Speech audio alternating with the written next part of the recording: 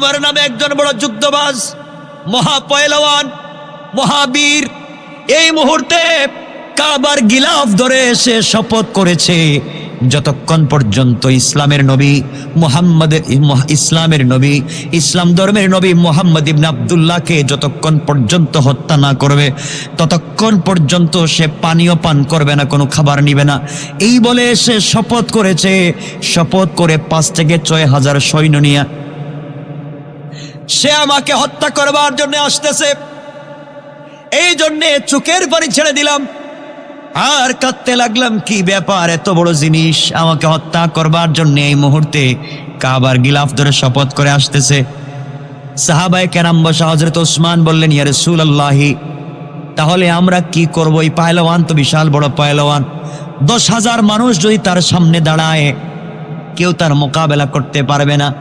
এর কারণ হলো তারিখে পাওয়া যায় এই আমার প্রত্যেক দিন সন্ধ্যায় 21 কেজি খাবার খায় আর সকালবেলা 25 কেজি খাবার খায়। কত কেজি হয়েছে? কথা বলেন না।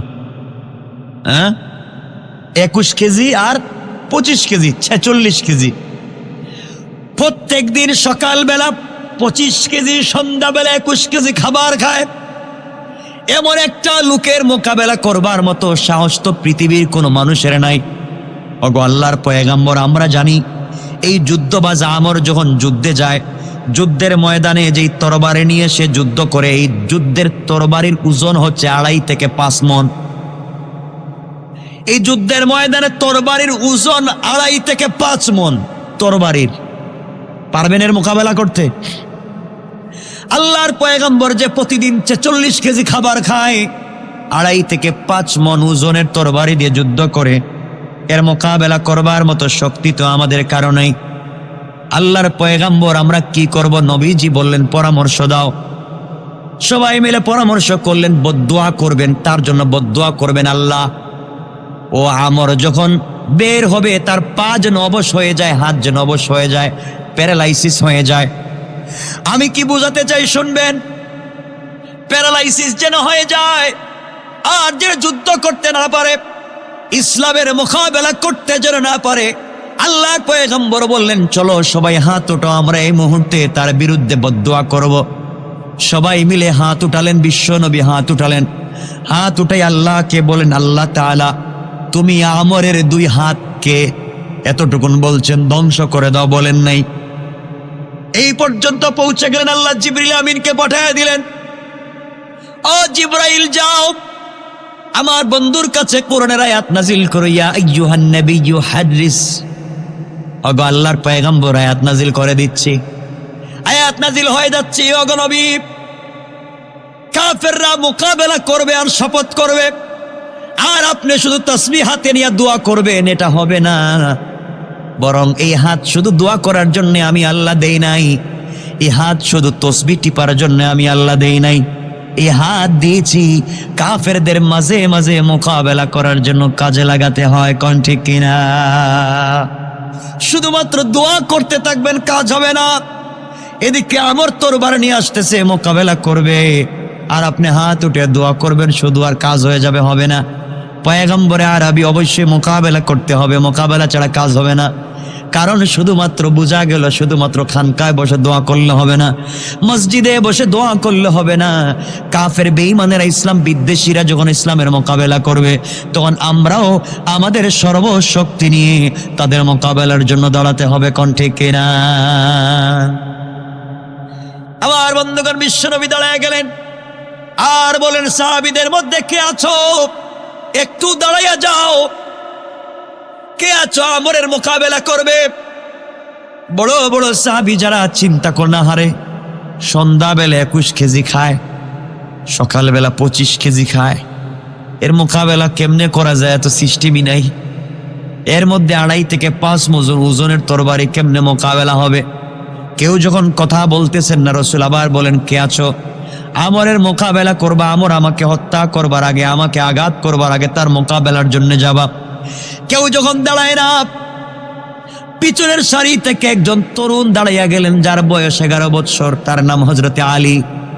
হযরতে আলী দাঁড়াইয়া বলেন, ইয়া রাসূলুল্লাহ, কেউ যখন দাঁড়াবে না, আমি আলী আমরকে হত্যা করার জন্য যথেষ্ট। কোন সুবহানাল্লাহ। আল্লাহ নেই বলেন ইজলিস, ও পিচ্ছি মানুষ, তুমিও দাঁড়াইতেছো, ছোট কিছু বুঝো না, তুমিও যুদ্ধ করবা? এত বড় বড় মানুষ থাকতে তুমি দাঁড়ায় গেছো? বসো। আলীরে বসায় দিচ্ছেন, 11 বৎসর মাত্র। খুব বড় মানুষ নাকি, না ছোট? আল্লাহর নবী আবার দাঁড়ায় বলেন, কেউ কি আছো আমরের মোকাবেলা করার মতো? কেউ কি আছো? দীর্ঘক্ষণ বললেন, কেউ যখন দাঁড়ায় না, আমার নবী আবার বললেন, কেউ কি আছো? আবার আলী দাঁড়ালেন, নবীজি আবার বসায় দিলেন। 3 নাম্বার বার আবার নবীজি বলেন, কেউ নাই নাকি আমরের মোকাবেলায়? এবার চোখের পানি ছেড়ে ছেড়ে আলী দাঁড়ায় গেলেন। নবীজি বলেন, আলী রে, আয় আমার কাছে আয়। নবীজির কাছে আলী রাদিয়াল্লাহু তাআলা আনহু গেলেন। আমার নবী আলীকে জড়াইয়া ধরলেন। আলী বাচ্চা মানুষ, ফুফায়া ফুফায়া কাঁদতেছে। নবীজি বলছেন, আলী কেন বারবার তুমি দাঁড়াচ্ছ, বলো তো কি হয়েছে? আলী ডেকে বলেন, ইয়া রাসূলুল্লাহ, আপনি আমার চাচাতো ভাই, আজকে আমার বাবা নাই, এই জমিনে কেউ নাই, আজ আপনার মোকাবেলা করবে, আপনাকে আঘাত করবে, আমি আলী বেঁচে থাকবো তা হতে পারে না। কেউ যদি না দাঁড়াতে পারে, আমি আমার নবীকে এত বেশি ভালোবেসে ফেলেছি, আমি আমার নবীকে ছাড়া 1 মিনিট থাকতে পারি না। আল্লাহ জানায় দিলেন, আল্লাহু ওয়ালিয়ুল্লাযীনা আমানু মিনাজ যুলুমাতি ইলান নূর। আল্লাহ রাব্বুল ইজ্জতুল জালাল জানায় দিলেন, পয়গম্বর আলী তার অভিভাবক তো আমি।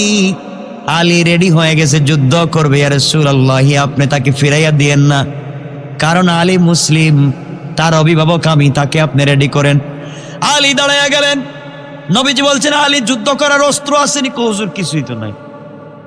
তার সামনে 2.5 থেকে 5 মণ ওজনের তরবারি, মোকাবেলা করার মতো কিছু আছেনি? তিনি বললেন, না ইয়া রাসূলুল্লাহ, কিছুই নাই। নবীজি ওসমানকে বলেন, ওসমান তোমার কাছে কি কোনো অস্ত্র আছে? ওসমান বলেন, ইয়া রাসূলুল্লাহ, আমার কাছে কোনো অস্ত্র নাই, কিন্তু বাড়িতে উট জবাই করার ছুরি আছে। কি জবাই করা? উট জবাই করার ছুরি, মানে যে লেবু টেবু খাটে এমন সাইজের একটা ছুরি, বুঝেন নাই? এই একটা ছুরি, উট জবাই করে যে ছুরি দিয়া।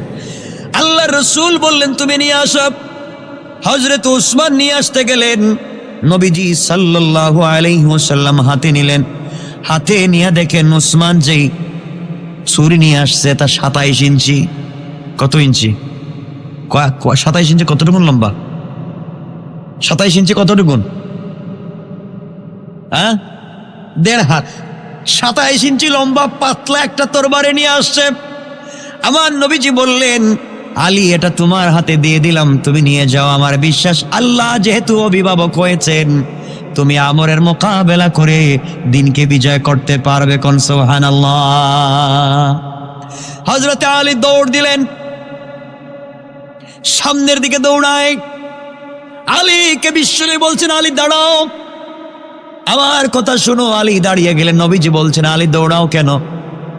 আলী বলছেন, ইয়া রাসূলুল্লাহ, তরবারি আপনি হাতে দিয়েছেন, আল্লাহ অভিভাবক হয়েছেন, আপনি দোয়া করেছেন, আমার বিশ্বাস যত আগে খিদমত করতে পারবো তত আগে আল্লাহ খুশি হয়ে যাবেন। কোন সুবহানাল্লাহ। নবীজি আলীকে জড়াইয়া ধরলেন, বুকের সঙ্গে বুক লাগালেন, কপালে চুম্বন করলেন, হাতের ওই জায়গায় চুম্বন করলেন, আর বললেন, আলী যাও। আলী চলে গেলেন, তরবারি হাতে দিলেন। 26-27 ইঞ্চি তরবারি হাতে দিয়ে বলছেন, আলী সামনে যাও।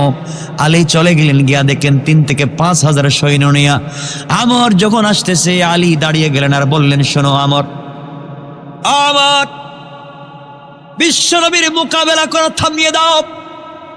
তুমি মনে করেছো আখিরি জামানার বিশ্বনবীকে আঘাত করবা? আমি আলী বেঁচে থাকতে সম্ভব হবে না। আলী ছোট মানুষ ছিলেন, খাটো মানুষ ছিলেন, বেটে মানুষ ছিলেন। আমর বলছে, পিচ্ছি মানুষ কে, তুমি এখান থেকে চলে যাও, এই জায়গায় দাঁড়িয়ে থাকবা না, নচেত তোমাকে যদি থাপ্পড় দেই তুমি বাঁচতে পারবা না, ওখান থেকে চলে যাও। আলী রাদিয়াল্লাহু তাআলা আনহু হাতের তরবারি নিয়ে তার সামনে গেলেন। কিছু দূর গিয়া মাটির মধ্যে একটা রেখা টানলেন, দাগ দিলেন।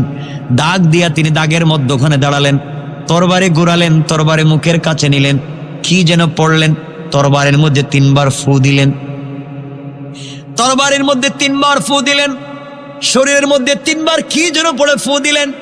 আর রেখা টেনে ডাক দিয়ে বলেন, আমার তুই শোন, তুই যদি তোর বাবার ঘরের অরিজিনাল জন্মের হয়ে থাকিস, বাবার ঔরসে মায়ের গর্বে এত বড় পায়লওয়ান যদি হয়ে থাকিস, তুই সাহস থাকলে আমি যে দাগ দিছি দাগের ভিতরে ঢুক, দেখবে দাগের ভিতরে ঢুকলে মাথা নিয়ে যাইতে পারবে না। আল্লাহু আকবার। আমার কই দেখিস ছেলেটা কই কি দাগ দিয়ে আমারে ডাকে আমি যাওয়ার জন্য। সে গুড়ার পিঠে, হযরতে আলী নিচে, তাও তো খাটো মানুষ। আলী কত খাটো আপনারা জানেননি? জানেননি? আলী খাটো মানে এত খাটো, এটা বুঝাবো কেমনে? এটা তো বোঝানোর মতো জিনিস নেই। মানে ধরেন এই 2 আঙ্গুল লম্বার, এই আঙ্গুলটা ধরেন এতটুকু। মানে মাঝে মধ্যে হযরতে আলী, ওমর এবং আবু বকর একসাথে হাঁটতেন। আবু বকর ডাইন পার্শ্বে, ওমর বাম পার্শ্বে, আলী মধ্যখানে। তো ওমর বলতেন, লাউ কানা আলিফ ও লাম, যদি আমি আলিফ এবং লাম মানে লানা লিখতে আলিফ নুন, লাম আলিফ, লাম নুন আলিফ লাগে, তো তিনি বলতেন যদি আলিফ এবং লাম না থাকে, তুমি যে নুন, নুন মধ্যখানে কত বড় থাকে কোন তো? লানা লিখতে লাম নুন আলিফ, নুন তো অনেক ছোট, ছোট না? তুমি যদি, আমরা যদি না থাকতাম আর তুমি যদি থাকতা, তোমার তো অস্তিত্বই থাকতো না। এত ছোট ছিলেন হযরতে আলী, খাটো মান। মানে হযরতে ফাতেমার চাইতে মোটামুটি 1 হাত অথবা 1 হাত থেকে 4-5 আঙ্গুল কম, এতটুকুন খাটো ছিলেন আলী। মানে ফাতেমা লম্বা ছিলেন, সুবহানাল্লাহ, এত খাটো। তো তিনি বলতেন যখন ওমর বলতেন আমরা যদি না থাকতাম তোমার অস্তিত্ব থাকতো না, আর আলী বলতেন লাউ কানা আলিফ ওয়া লাম, যদি আমি নুন, লাউ কানা নুন, আমি যদি নুন না থাকতাম, লাকানা লা, মানে তোমরা হয়ে যাইতা না। সুবহানাল্লাহ বললেন না? আমি যদি আলিফ এবং লামের মধ্যখানে নুন না থাকতাম, তোমাদের অস্তিত্বই থাকতো না। মানে এত খাটো থাকতেন তিনি। তো যাই হোক, আলী এই কথা বলছেন। এই কথা বলার পরে আমরের ভিতরে একটা ভয় ঢুকে গেছে। বলে কি আমর তরবারি দিয়ে আঘাত করতে লাগলো, রাগে গুসায় আঘাত করতে লাগলো। আমরের প্রত্যেকটা আঘাত হযরতে আলী ফিরিয়ে দিতে লাগলেন। আমর যখন তরবারি দিয়ে আঘাত করে, এমন সময় আলী তাকায়া দেখেন এটা তরবারি না, এটা কাঠের টুকরা। আল্লাহু আকবার। চোখের সামনে দেখা যায় কাঠের টুকরা। আলীকে 3-4 বার আঘাত করবার পরে যখন কিছুই করতে পারলো না, লাস্টে আঘাত করলো, আলী ধরে ফেললেন। আলী কাঠের টুকরা মনে করে ধরে ফেললেন। তার চোখের সামনে মনে হলো কাঠের টুকরা, ধরে তার তরবারিটা শুধুমাত্র আমরের গলার কাছাকাছি লাগালেন। লাগাতে দেরি হয়েছে, আমরের শরীর থেকে মাথা আলাদা হয়ে যেতে 1 মিনিটও দেরি হয় না। এই অবস্থা দেখে সব কাফেররা দৌড়ে পালালো। আল্লাহর পয়গম্বরের কাছে এসে আমর বলছেন, ইয়া রাসূলুল্লাহ, আল্লাহর কসম করে বলছি আমি আমরে মারি নাই, আমি শুধু তরবারি ধরছি, শরীর থেকে মাথা আলাদা হয়ে গেছে, কি ব্যাপার বুঝলাম না। আমার নবী বলছেন, ও আলী, চিন্তা করো না, তোমার শক্তি দিয়ে কাজ করো নাই। কারণ যখন আল্লাহ অভিভাবক হয়ে যান, তখন হাতটা তোমার থাকে না, আল্লাহর হাতে পরিণত হয়ে যায়। রাসূল পাক ইসলামের জামানায় মারা গেছে আব্দুল্লাহ ইবনে উবাই ইবনে সালুল। রাসূলের জামানায় মারা গেছে। রাসূলের পিছনে সালাত পড়তো, মাঝে মাঝে ইকামতও দিত। দাড়িও নবীজির চাইতে লম্বা কম ছিল না, আরো বেশি ছিল। লম্বা জুব্বা পরতো, মাঝে মাঝে রুমাল পাগড়িও দিত। মানে মোটামুটি পীর বুজুর্গ টাইপের মানুষ। এই লোকটা মারা গেল। রাসূল পাকের কাছে তার ছেলে এসে বলছে, আমার বাবা মারা গিয়েছেন, ওসিয়ত করেছেন আপনি গোসল করাবেন, আপনার জুব্বা দিয়ে কাফন পরাবেন, আপনি জানাজার ইমামতি করবেন। রাসূল পাক দাঁড়িয়ে গেলেন এবং জানাজায় যেতে চাইলেন। লম্বা কথা, আমি উদ্দেশ্য এটা না, বুঝাতে চাই কি, হযরত ওমরে ফারুক জামার পিছন দিকে টান দিয়ে বলছেন, ইয়া রাসূলুল্লাহ, আপনি কার জানাজায় যাচ্ছেন? ও তো শয়তান, ও তো শয়তান, আপনার পিছনে নামাজ পড়ে আর উহুদের যুদ্ধে 300 মানুষ নিয়ে পলায়ন করছে। কথা বলেন না কেন? উহুদের মতো যুদ্ধ থেকে 300 মানুষকে নিয়ে রাস্তার থেকে বেক করে চলে আসছে, এটা তো মুনাফিক। আপনার জানাজায় যেতে পারেন না। রাসূল বলছেন, আমাকে যেতে দাও, আল্লাহ তো নিষেধ করেন নাই, কারণ তিনি তো দয়ার নবী, তিনি তো মায়ার নবী, তার কাছে সবার দরদ তো এক। তিনি জানাজায় গেলেন, গোসল হলো, নিজের পাঞ্জাবি দিয়া তার কাফন পরালেন, জানাজার ইমামতি করবার জন্য দাঁড়াইছেন। রসুল তো দয়ার রসুল, আল্লাহর আর সহ্য হচ্ছে না, কত বড় মুনাফিক আর বেঈমান। আর আমার বন্ধুর জানাজায় হাজির, আমার সহ্য হচ্ছে না। বন্ধু মাফ করতে পারেন, আমি মাফ করতে পারি না। জিবরিল আমিনকে পাঠিয়ে দিলেন, আয়াত নাজিল করে দিলেন, ইয়া রাসূলুল্লাহ, আপনি কার জানাজায় আসছেন? আপনি তার জন্য ইস্তেগফার করেন, তার জন্য তওবা করেন, আপনার হাত দিয়ে কবরে রাখেন, আপনার জুব্বা পরাইয়া কাফন দেন, আপনার থুতু মুবারক তার বডিতে লাগাইয়া দেন, যত কিছুই করেন, ওরে জাহান্নামের আযাব থেকে বাঁচাইতে পারবেন না, ওটা মুনাফিক। রাসূল পাক নিজের জুব্বা দিয়েও যদি মুনাফিককে জাহান্নাম থেকে বাঁচাতে পারলেন না, আজকে যারা বাংলাদেশে ইসলাম বিদ্বেষী সারা জিন্দেগি আলেম উলামার বিরুদ্ধে কথা বলে, জানাজার পরে আলিম সাহেব যদি তার জানাজার ইমামতি করেন, জান্নাতি হবে না, ঠিক কিনা বলেন? এগুলো বাদ দিতে হবে। এখানে একটা কথা বললে আপনারা রাগ করবেন। এই যে মাফির কথা আসছে, রসুল মাফ করতেই পারেন। রাসূল পাক সাল্লাল্লাহু আলাইহি ওয়াসাল্লাম যখন মক্কা থেকে মদিনায় গেলেন, মদিনা থেকে আবার মক্কায় আসলেন, তো তিনি এসে ঘোষণা কি করেছিলেন তো সকলেই আমরা জানি। মক্কায় ঢুকে বলেছিলেন, তো মক্কার মানুষ, তোমরা মনে করতে পারো আমি তোমাদের কাছ থেকে আজকে বদলা নিব, আমি বদলা নিব না।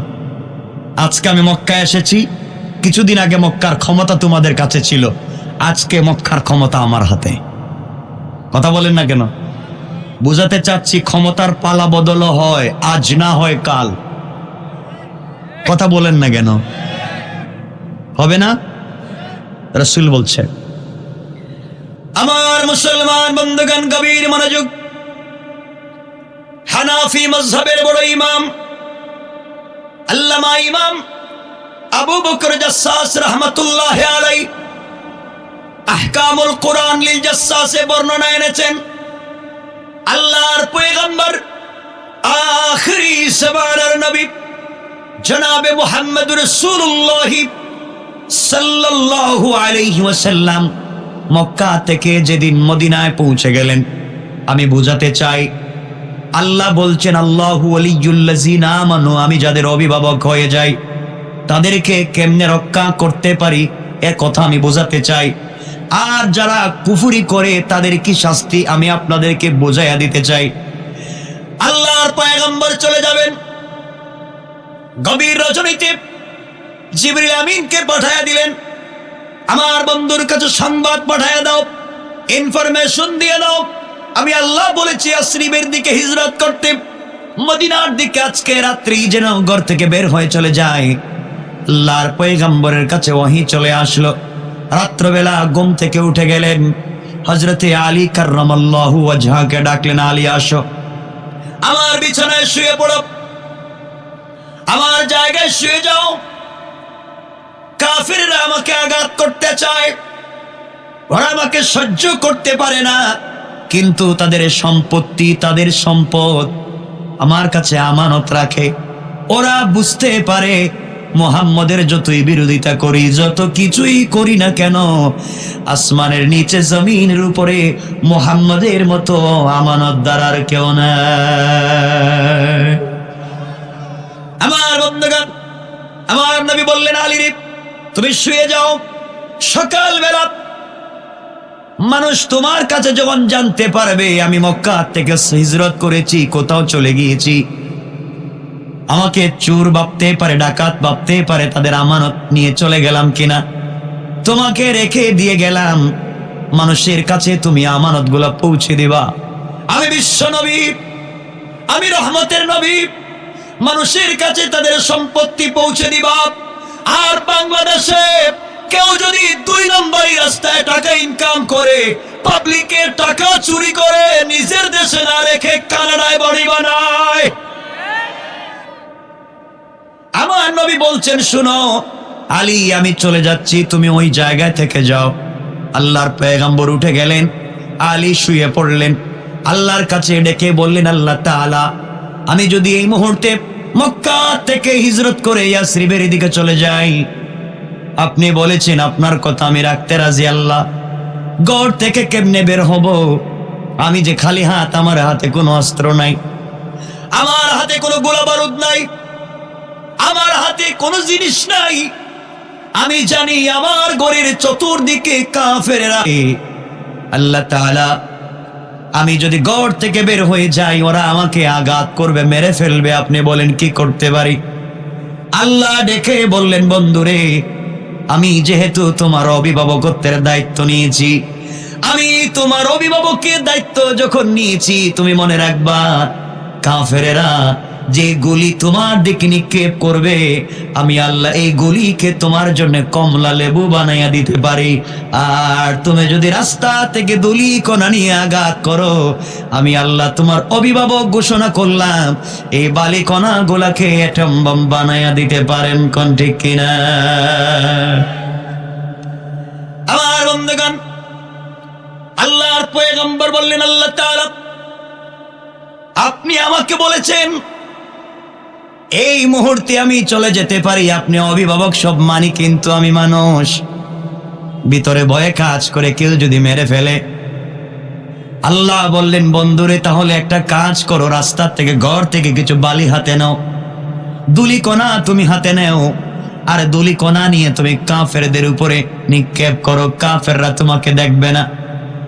আমার পয়গম্বর ডেকে বলেন, আল্লাহ তাআলা, হাতের মধ্যে যদি বালি নেই, হাতের মধ্যে যদি কঙ্কর নেই, কঙ্কর যদি নিক্ষেপ করি, একদিকে যাবে, কাফেররা তো চতুর্দিকে, একদিকে মারলে তো একদিকে যাবে, অন্য দিকের কাফেররা আমাকে আঘাত করবে। আল্লাহ রাব্বুল ইজ্জত ওয়াল জালাল ডাক দিয়া বললেন, ওয়া মাকারু ওয়া মাকারাল্লাহ ওয়াল্লাহু খায়রুল মাকিরিন। আল্লাহ রাব্বুল ইজ্জত ওয়াল জালাল ডাক দিয়ে বললেন, বন্ধুরে, কাফেররা কৌশল করেছে তোমাকে আঘাত করবে, তোমাকে নেশা দিয়ে বল্লম দিয়ে আঘাত করে হত্যা করবে। আর আমি আল্লাহ কৌশলী আর বদ কৌশলী, আমি তোমার অভিভাবক কথা দিলাম তোমাকে আমি বাঁচাইয়া দিব। কোন সুবহানাল্লাহ। আমার নবী বললেন, আল্লাহ তাআলা, আপনার কথা আমি মানি, সব ঠিক আছে, কিন্তু কাফেরদের উপরে যদি আমি আঘাত করি, অন্যদিকের কাফেররা আমাকে আঘাত করবে, বাঁচবার কৌশলটা আমাকে বলে দেন, বুঝাইয়া দেন। আল্লাহ বললেন, বন্ধুরি, তাহলে শুনে রাখো, আমি যাদের অভিভাবক হয়ে যাই, আমি আল্লাহ রাব্বুল ইজ্জত ওয়াল জালাল বলে দিলাম, তারা যখন কোনো কাজ করে তখন তাদের হাত থাকে না, তাদের কাজে কর্মে সকল জায়গায় থেকে যা আমি আল্লাহর হাত। কোন সুবহানাল্লাহ। আমার নবী বললেন, আল্লাহ বুঝাইয়া বলেন। এবার আল্লাহ বললেন, বন্ধুরে, তোমার কাজ হচ্ছে দুলি কণা গোলা হাতে নিয়ে, বালি গোলা হাতে নিয়ে কাফেরদের উপরে নিক্ষেপ করা। আর আমি আল্লাহ দায়িত্ব নিয়েছি সকল কাফেরদের চোখে চোখে ফেলে দেওয়ার জিম্মাদার আমি আল্লাহ। আমার বন্ধুগণ, আল্লাহ যদি অভিভাবক হন, কেমন কি হয় দেখাতে চাই। আল্লাহর পয়গম্বর ঘর থেকে বের হলেন, হাতের মধ্যে দুলি কণা নিলেন, বালি নিলেন, কঙ্কর নিলেন, কোরআনে কারীম থেকে তেলাওয়াত করলেন। যা তেলাওয়াত করেছেন, দুটা তেলাওয়াত করলেন। আজকে আলোচনায় গেলে লম্বা হয়ে যাবে। রাসূল যে আয়াত তেলাওয়াত করেছেন, আজ যদি আমি ওই আয়াত তেলাওয়াত করে ঘরের দরজা খুলে রেখে কিছু বালি ছিটাইয়া ঘরের দরজায় ফেলে দিয়ে ঘুমাইয়া যাই, আল্লাহর কোরআন যদি সত্য হয়, আপনার ঘরের কাছে চোর আসতে পারে, ডাকাত আসতে পারে, কিন্তু এই কোরআনের তেলাওয়াতের বরকতে ঘরের ভিতরে ঢুকবে না, দেখবে ঘরের দরজা বন্ধ। কোন সুবহানাল্লাহ। আল্লাহ বলে দিয়েছেন, কেউ যদি ওই আমল করে, আল্লাহ বললেন, হিজাবাম মাসতুরা। আল্লাহু আকবার। আল্লাহ বলেছেন আমি একটা গোপন পর্দা পাঠাইয়া আমি আল্লাহ সকল জায়গায় পার্টিশন সৃষ্টি করে দেই। কোন সুবহানাল্লাহ। আর বন্ধুগণ, আল্লাহর নবী নিক্ষেপ করলেন বলি, কাফেরদের চোখে পৌঁছে গেল। নিক্ষেপ করলেন সামন দিক দিয়া, কাফেরদের পিছনের কাফেরদের চোখে পড়ে গেল, ডান বামের কাফেরদের চোখে পড়ে গেল। নবীজি চিন্তায় পড়ে গেলেন, মারলাম একদিকে গেল অন্যদিকে। আল্লাহু আকবার। আল্লাহ বলছেন আমি অভিভাবক, আমি দায়িত্ব নিয়েছি, তোমাকে বিপদে ফেলবো না, লজ্জা দেব না। আমার বন্ধুগণ, বুঝাতে যাই বিশ্বনবী চলে গেলেন মদিনায়। দীর্ঘদিন পরে আল্লাহ বিশ্বনবীকে ডাক দিয়ে বলছেন, বন্ধুরে বলো, ওই দিন তুমি যে মক্কা থেকে মদিনায় গিয়েছিলা, আমি বলছিলাম কঙ্কর নিক্ষেপ করো, তুমি নিক্ষেপ করছিলা। আমাকে বলেছিল বন্ধু, আমাকে বলেছিল আল্লাহ একদিকে দিলে তো একদিকে যায়, চতুর্দিকে কেমনে যাবে বলো তো? ওই দিন চতুর্দিকে কেমনে গিয়েছি তুমি কি বুঝতে পেরেছো? আল্লাহর পয়গম্বর বলেন, ওগো আল্লাহ তাআলা, আমি বুঝতে পেরেছি সকল কাফেরদের চুকে পড়েছে, কিন্তু কেমন হয়েছে? আমি তো একদিকে মারলাম, আমি তো বুঝতে পারলাম না। আল্লাহ বললেন, বন্ধুরে তাহলে তুমি শুনে রাখো কেমনে গিয়েছে। আমার আল্লাহ জানায় দিলেন, ওয়ামা রামাইতা ইযা রামাইতা ওয়ালাকিন্নাল্লাহা রামা। আল্লাহ বলে দিলেন, বন্ধুরে তুমি নিক্ষেপ করেছো, তুমি মনে করেছো তোমার হাত দিয়ে মেরেছো। তুমি যখন নিক্ষেপ করেছো, আমি অভিভাবক, তোমার হাত থাকে নাই, এটা স্বয়ং আমি আল্লাহর কুদরতের হাত হয়ে গিয়েছে। আর আমি আল্লাহ আমার হাত দিয়ে কাফেরদের চোখে ফেলে দিয়েছি। কোন সুবহানাল্লাহ। আমি বুঝাতে চাচ্ছি, রব যদি অভিভাবক হয় তাহলে আমাদের কি হতে পারে। কষ্ট হচ্ছে আপনাদের? এই কথাগুলো বুঝলে সামনের ওয়াজ বুঝবেন। সামনে সবকিছু বাকি আছে, আর মাত্র 11:15 হয়েছে। কষ্ট হবে না তো ইনশাআল্লাহ? আপনারা বসে আছেন, ভাল লাগতেছে। আমিও সফর সোজা এসে বসে গিয়েছি। আপনারা বসবেন, কষ্ট নেবেন না, আমি কিছু কথা বলবো। সমাজ, দেশ, ইন্টারন্যাশনাল পলিসি সব আমাদের বিরুদ্ধে। বিদায় আমি এভাবে সহজ সরল ভঙ্গিতে কথা বলছি, নচেত এটা আমার আদর্শের উল্টা। আমার বন্ধুগণ, কথাগুলো বুঝবেন কি বলতে চাই। আমি মাদ্রাসার ছাত্র ভাই যারা আছেন তাদেরকে বলছি, মাদ্রাসা কোরআন পড়ছো, হাদিস পড়ছো, ঠিক আছে, এটা মাদ্রাসার কিতাব না। কোরআন এটা মাদ্রাসার কিতাব নয়। শুধুমাত্র মাদ্রাসায় থাকবে কেন? যে কোরআন দিয়ে তুমি ইমামতি করো, যে কোরআন দিয়ে তুমি ফতোয়া দাও বউ তালাকের, যে কোরআন দিয়ে তুমি তাবিজ লেখো, এই কোরআন তো এই কাজের জন্য নয়। কোরআন এসছে পার্লামেন্টের সংবিধান হিসাবে, ঠিক কিনা জোরে কোন? কোরআনকে বানিয়েছো তাবিজ লেখার বই, কোরআনকে বানিয়েছো বউ তালাক দেওয়ার মাসআলা। মনে রাখবেন, বউ তালাকের মাসআলা কোরআনে আছে, মিষ্টি খাওয়ার মাসআলা কোরআনে আছে। কিন্তু মনে রাখতে হবে এই কথাও, আল্লাহর জমিনে আল্লাহর দ্বীন কায়েমের জন্য আন্দোলন করে জীবন দিয়ে আল্লাহর জমিনে আল্লাহর দ্বীন কায়েমের সংগ্রাম তোমাকে আমাকে করা লাগবে। আমার বন্ধুগণ, আফসোসের বিষয়, আজকে আমরা মারামারি করি কিনিয়া। হাতকে মাথার উপরে বাঁধছে, কে বুকের উপরে বাঁধছে, কে নাভির নিচে বাঁধছে, কে আমিন বলছে, কে আমিন বলে নাই। এই নিয়ে মারামারি শেষ নেই। কথা বলেন না কেন? কে নবী সালাম আলাইকা কয়ে দাঁড়াইছে, কে বৈশা আছে, মার মায়ের শরীর। কিন্তু কাফেরের কাছে ইহুদি খ্রিস্টানরা জানতে চায় না আপনি হাত নাভির উপরে বাঁধেন না বুকের উপরে বাঁধেন। ইহুদি খ্রিস্টানরা জানতে চায় না আপনি দাঁড়াইয়া ইয়া নবী সালাম আলাইকা বলেন না বৈশা বলেন, জানতে চায় না। কাফেররা জানতে চায় ওর নামে মুসলমান কিনা। যেই মুসলিম তাকেই মার। আর আমরা আছি ঘরের ভিতরে মারামারি নিয়ে ব্যস্ত। দুই ভাই একই ঘরে থাকে কিন্তু এক মসজিদে নামাজ পড়ে না। আছে না নাই? কি সমাজকে আমরা পাইছি, কি সমাজ পেয়েছি।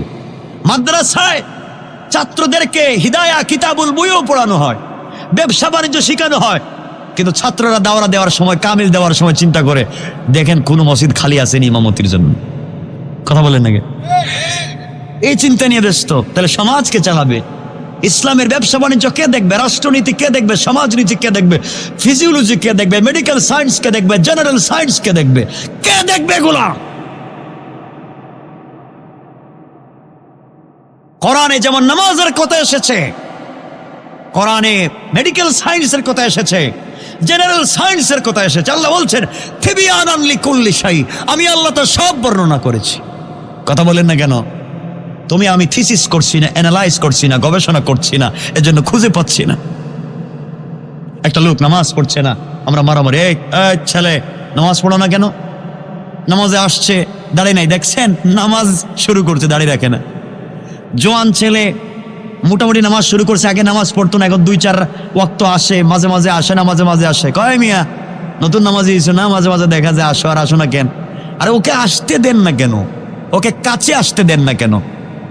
আমি যদি এখানে একটা কথা বলি, ইসলাম যে আল্লাহ বলছেন লা ইকরাহা ফিদ্দিন, ধর্মের ব্যাপারে বাড়াবাড়ি নাই, জবরদস্তি নাই, এই কথার যদি ব্যাখ্যা দিতে যাই অনেক লম্বা হয়ে যাবে, কষ্ট পাবেন না তো? ছোট্ট একটা ঘটনা বলি, এরপর আমি আমার মূল আলোচনায় আসবো যে আল্লাহ বলছেন অভিভাবক হলে আমি কি করি। রাসূল পাক সাল্লাল্লাহু আলাইহি ওয়াসাল্লামকে হত্যা করবার জন্য, মারবার জন্য একটা লোক আসছে, নবীজির কাছে এসে হাজির মদিনার মসজিদে।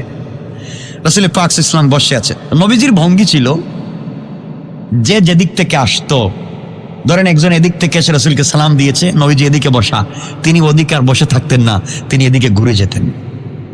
সুবহানাল্লাহ বললেন না? আমি রাসূলের আদর্শের কথা বলছি।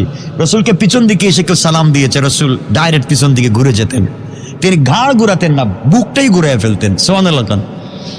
সবাইকে সম্মান দিতেন। আর আমাদের এমনও বুজুর্গ পিসাব আছেন, মুসাফার জন্য লাইন ধরতে হয়, খাদেম রিজিকেই তো যে কত তারিখ মুসাফার টাইম আছে হুজুরের। কথা বলছেন না কেন?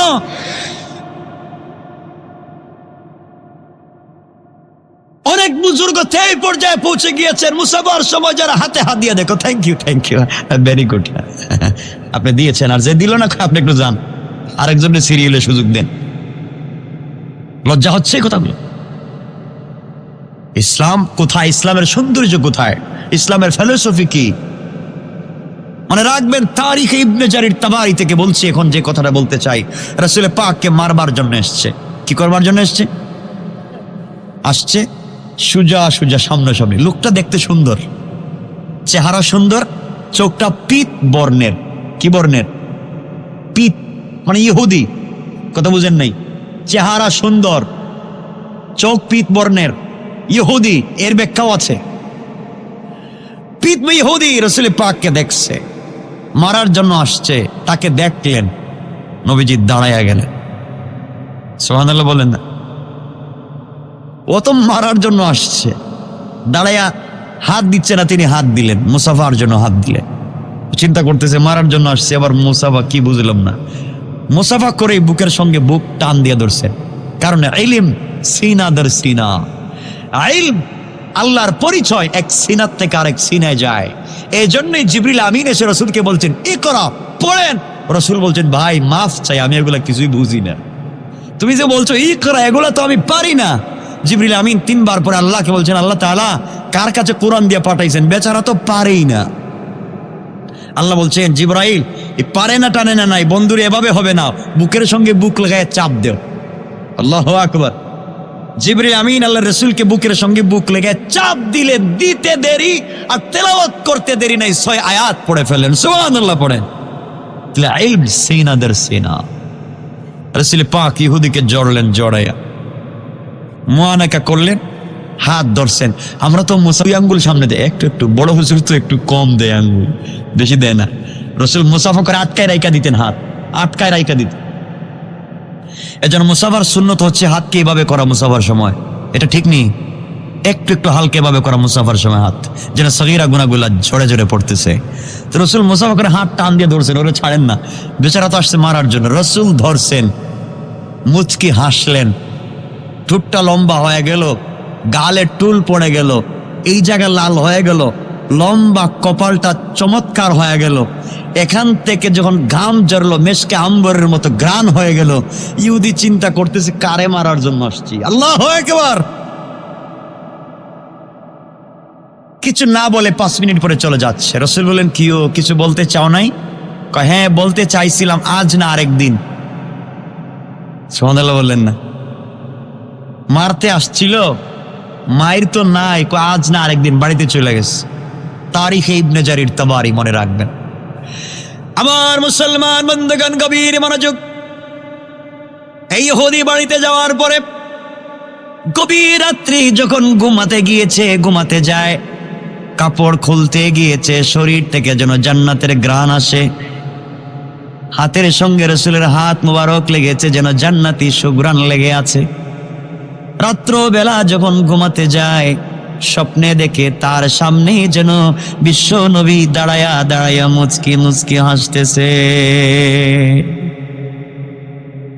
ঘুম থেকে জেগে উঠে ভয় পায়, কি ব্যাপার, কার স্বপ্নে এখন কাকে দেখতেছি, কারে মারবার জন্য গেলাম, কি হতে লাগলো? এজন্যই কাফেরেরা বলতো আমার নবীকে অত মাজনুন, অথবা অত পাগল। কখনো বলতো জাদুকর। আল্লাহ বলছেন মা আনতা বিনিয়ামাত রাব্বিকা বিমাজনুন। বন্ধু, আপনি পাগল না, আপনি জাদুকর না। ইন্নাকা লা আলা খুলুকিন আযীম। আপনার মধ্যে এমন চরিত্র আমি আল্লাহ দিয়েছি, আদম থেকে নিয়ে ঈসা নবী পর্যন্ত যত নবীকে যত আদর্শ আর চরিত্র দিয়েছি, সবগুলা চরিত্র আমি আল্লাহ একত্রিত করে আপনাকে দিয়েছি। কোন সুবহানাল্লাহ। কেমন চরিত্র আমার নবী! আমার মুসলমান বন্ধুগণ, এক পর্যায়ে আল্লাহর পয়গম্বরকে স্বপ্নে দেখে, কথাগুলা দিল দিয়ে শুনবেন, কি বুঝাতে চাই। রাত্রবেলা ঘুম ভেঙে যায়, সকালবেলা চিন্তা করে আর কিছুই করব না, যাকে মারবার জন্য গিয়েছিলাম তার আদর্শ যদি এমন হয়, কোন অপরিচিত লোককে দেখলে বুকের সঙ্গে টান দিয়ে নিয়ে যায়, নিজের প্লেটে খাইতে দেয়, হাত মুসাফা করে বুকের সঙ্গে মেলায়, লোকটা খারাপ হতে পারে না। আমি সিদ্ধান্ত নিলাম কালিমা পড়ে মুসলমান হয়ে যাব। কোন সুবহানাল্লাহ। 1 মাস পরে আমার নবীর কাছে হাজির, ডাক দিয়া বলতেছে মুহাম্মদ ইবনে আব্দুল্লাহ, ওই দিন আপনাকে মারবার জন্য এসেছিলাম। আপনার চরিত্র দেখে, আপনার মুআমালাত দেখে, আপনার মুআশারাত দেখে, আপনার চরিত্র ব্যবহার লেনদেন দেখে আমি অভিভূত হয়েছি। সুতরাং আপনি আমাকে কালিমা পড়াইয়া দেন, মুসলমান হতে চাই। আল্লাহর পয়গম্বর বললেন, তুমি যদি মুসলমান হতে চাও আমার কোনো আপত্তি নাই, আমি তোমাকে কিছু বলবো না, কালিমা পড়ো। ইহুদি বলতেছে পয়গম্বরে আরবি, মুসলমান হব, কিন্তু শর্ত আছে। আল্লাহর পয়গম্বর বলেন, শর্ত কি? কোন শর্তে মুসলমান হতে চাও? ইহুদি ডাক দিয়া বলতেছে পয়গম্বরে আরবি, মুসলমান হব কিন্তু নামাজ পড়বো না। কি পড়বো না? আমরা হইলে কি করতাম? কোন তো কদম এদিকে আয়, একটু কাছাকাছি আয়, মুসলমান হবি নামাজ পড়বি না মানে কি? আমার নবী ডাক দিয়ে বললেন, ঠিক আছে, তুমি কালিমা পড়ো, কাছাকাছি আসো, আরো কাছে আসো। আরে বাংলাদেশে বিভিন্ন মোবাইল কোম্পানি কাছে আসার গল্প শোনায়, ওরা আরো কাছে আসো মানে গার্লফ্রেন্ড হও, এরপরে লিভ টুগেদার করো, এরপরে বাচ্চা ডাস্টবিনে ফালায় দাও। আজও পত্রিকায় দেখলাম, আজও খবরে শুনলাম, বাংলাদেশের একটা নামি দামি টেলিভিশনের একজন চিফ প্রধান, এডিটর প্রধান, এমন একজন ডাক্তারের সঙ্গে প্রেম করে বাচ্চা অ্যাবর্শন করাইছে। আজকে ওরা নারীবাদের পক্ষে কথা বলে, নারী অধিকারের পক্ষে স্লোগান দেয়, আসলে ওরা লুচ্চা বদমাইশ, আমাদের মায়েদেরকে ঘর থেকে বের করতে চায়। আমার বন্ধুগণ, আল্লাহর পয়গম্বরের এই চরিত্র দেখে লোকটা বলছে মুসলমান হতে চাই। নবীজি বললেন, হ, কিন্তু কালিমা পড়বো, নামাজ পড়বো না। লা ইকরাহা ফিদ্দিন, দিনের ব্যাপারে জবরদস্তি নাই। নবীজি বললেন, ঠিক আছে, চলো এভাবে কাছে আসো, আরো কাছে আসো। মুসলমান হয়েছে, নামাজ পড়ে না, এমন মুসলমান নাই আমাদের দেশে। তো সমস্যা কি? ও তো মুসলমান হয়েছে, নামাজ পড়ে না, আমরা তো মুসলমান, নামাজ পড়ি না, তো সমস্যা কি? নামাজ পড়ে না, চলতে লাগলো, দীর্ঘদিন চলতেছে। কিছুদিন পরে একদিন মসজিদে এসে দেখে সবাই নামাজ পড়তেছে, তার ভাল লাগে না, বাড়িতে একা একা নামাজের সময় মুসলিম কেউ বাসায় থাকে না। লোকটা বলছে, রাসূলুল্লাহি, আমি এখন বুঝতে পেরেছি, আজান হওয়ার সাথে সাথে কেউ বাহিরে থাকে না, সবাই দৌড়াইয়া দৌড়াইয়া মসজিদে চলে আসে। আমিও এখন নামাজ পড়তে চাই, আমাকে নামাজে আপনি কি বাধা দিবেন? আল্লাহর রাসূল বলেছেন, তুমি এতদিন নামাজ পড়তে চাও নাই, স্বেচ্ছায় বলতেছো নামাজ পড়বা, আমার বাধা নাই। যেদিন থেকে মন চায় ওই সময় থেকে নামাজ পড়ো, কোন সুবহানাল্লাহ। আগে নামাজ পড়বে না বলছে, এখন নামাজ পড়বে বলছে, কিন্তু ইয়া রাসূলুল্লাহ শর্ত আছে আরেকটা। এখন আবার কি শর্ত? ওই নামাজ পড়বো কিন্তু অজু করব না। কি করবে না? অজু করবে না। নবীজি বলেন, ঠিক আছে বাপ, যেভাবে ভাল লাগে নামাজটা পড়, মসজিদে আয়, ভালো জায়গায় আয়, তবে সিনেমা হলে যাইস না, খারাপ কাজে যাইস না, মদের আড্ডায় যাইস না, অজু না কইরাও মসজিদে আয়। কথা বলেন না কেন? আজকে আমরা হুজুররা ফতোয়া দিছি মহিলাদেরকে মসজিদে আসতে দিয়েন না, ওরা ফিতনা, বলি না? মহিলাদেরকে মসজিদে আসতে নিষেধ করি, বাচ্চাদেরকে মসজিদে আসতে নিষেধ করি, কিন্তু মহিলাদেরকে সিনেমা হলে যাইতে নিষেধ করতে পারি না। কথা বলছেন না কেন? মার্কেটে যাইতে ফতোয়া দিয়ে নিষেধ করতে পারি না, তো মসজিদে আসতে নিষেধ করি কেন? এজন্য আমাদের জীবনের মতাদর্শের, মন মানসিকতার, চিন্তা চেতনার মধ্যে পরিবর্তন নিয়ে আসা লাগবে। কথা বলছেন না কেন? তাহলে পুরুষরা সব কাজ করবে, মহিলারা করবে না। এই কথাগুলো তো বললে অনেক কথা, সামনে গেলে তো অনেক কথাই বলার আছে। বসবেন তো ইনশাল্লাহ? একটু হাত উঠে বলেন কারা কারা চলে যাবেন। এ তো ওয়াজ করতেছি, মানে ট্রাই করলাম যে আপনারা সচেতন না অসচেতন। কথাগুলো শুনেন কি বলতে চাই। সুন্দর দিন বুঝাচ্ছি, সহজ দিন বুঝাচ্ছি, বারসাইম বাইনাল ইফরাত ওয়াত তাফরিদ, মধ্যম দরজার দিন বুঝাচ্ছি। বাড়াবাড়ি নাই, না না, আমার খেদমত লাগবে না। শুনেন মুসলমান, সে বলছে নামাজ পড়বে, কি করবে না? নবীজি বলেন পড়ো। চলতেছে ভাবে কিছুদিন নামাজ পড়ে অজু করে নেই। একদিন ফজরের সময় মসজিদে আসছে, আয়েশা থেকে হযরত আলী কাররামাল্লাহু ওয়াজহা অজু করতেছেন, হাত এতটুকুন ধুইতেছেন, এতটুকুন। সুবহানাল্লাহ বলবেন না? হাত ধোয়া কতটুকুন? কোনই পর্যন্ত। ধুইতেছে কতটুকুন? পুরো হাত। পা ধুইতেছে হাঁটুর উপর পর্যন্ত। জিজ্ঞাসা, ভাই এই ঠান্ডার সময় এতটুকুন হাত ধুইতেছেন কেন? কম কম ধুইলে তো অজু হয়। হযরত আলী বলছেন, ভাই রে, আমি রাসূলের কাছ থেকে, সামিয়াতু রাসূলুল্লাহ সাল্লাল্লাহু আলাইহি ওয়াসাল্লাম, আমি রাসূলের কাছ থেকে নিজ কানে শুনেছি, নবীজি বলেছেন, যেই মুসলিমের অজু যতটুকুন অঙ্গ ধৌত করবে ততটুকুন অঙ্গ কিয়ামতের দিনে নূরের আলোতে চমকাতে থাকবে। আল্লাহু আকবার! তাই নাকি? বিশ্বনবী বলেছেন, উনি তো মিথ্যা বলতে পারেন না। তিনি বলেছেন যতটুকুন অজুতে ধুইব ততটুকুন চমকাবে, এজন্য তুমি এতটুকুন ধুইতেছ। হ্যাঁ, এর জন্য আমি বাড়াইয়া ধুইতেছি, যেন আমার পুরোটা হাত কিয়ামতের দিন নূরের আলোতে চমকায়। ইহুদি বলতেছে, ভাই তোমাকে সাক্ষী রেখে বললাম, আমি হাত ধুইব না, আমি আজকের থেকে গোসল করব। থেকে মারা লাগে নাই, পিটানো লাগে নাই। রাসূলের কাছে গিয়ে বলছি, ইয়া রাসূলুল্লাহ, কি আমি তো বলছিলাম অজু করব না, আজ থেকে 5 ওয়াক্ত গোসল করব। নবীজি বলছেন, কেন? কই এত সুন্দর ইসলাম আমাকে আগে বললেন না যে যতটুকুন অজুতে ধোয়া যায় ততটুকুনই নূরের মতো চমকাবে? আমার হাত অর্ধেক হবে কেন? পা অর্ধেক হবে কেন? আমার গোটা বডি তো কিয়ামতের দিন নূরের মতো চমকাতে চাই, আমি দেখাতে চাই। আল্লাহু আকবার! তাকে কি মারা লাগছে, পিটানো লাগছে? দিন বুঝ হয়ে গেছে। এভাবে বুঝাতে হবে, মাইরা নয়, পিটাইয়া নয়। কারণ আপনি দারোগা না, আপনি দারোগা না, আপনাকে পিটাবার জন্য আল্লাহ পাঠান নাই। আল্লাহ পাঠিয়েছেন বাল্লিগু আন্নি ওয়ালাউ আয়া, পৌঁছে দেওয়ার জন্য। মানা না মানা তার কাজ। কথা বলেন না কেন? পারবো তো ইনশাল্লাহ।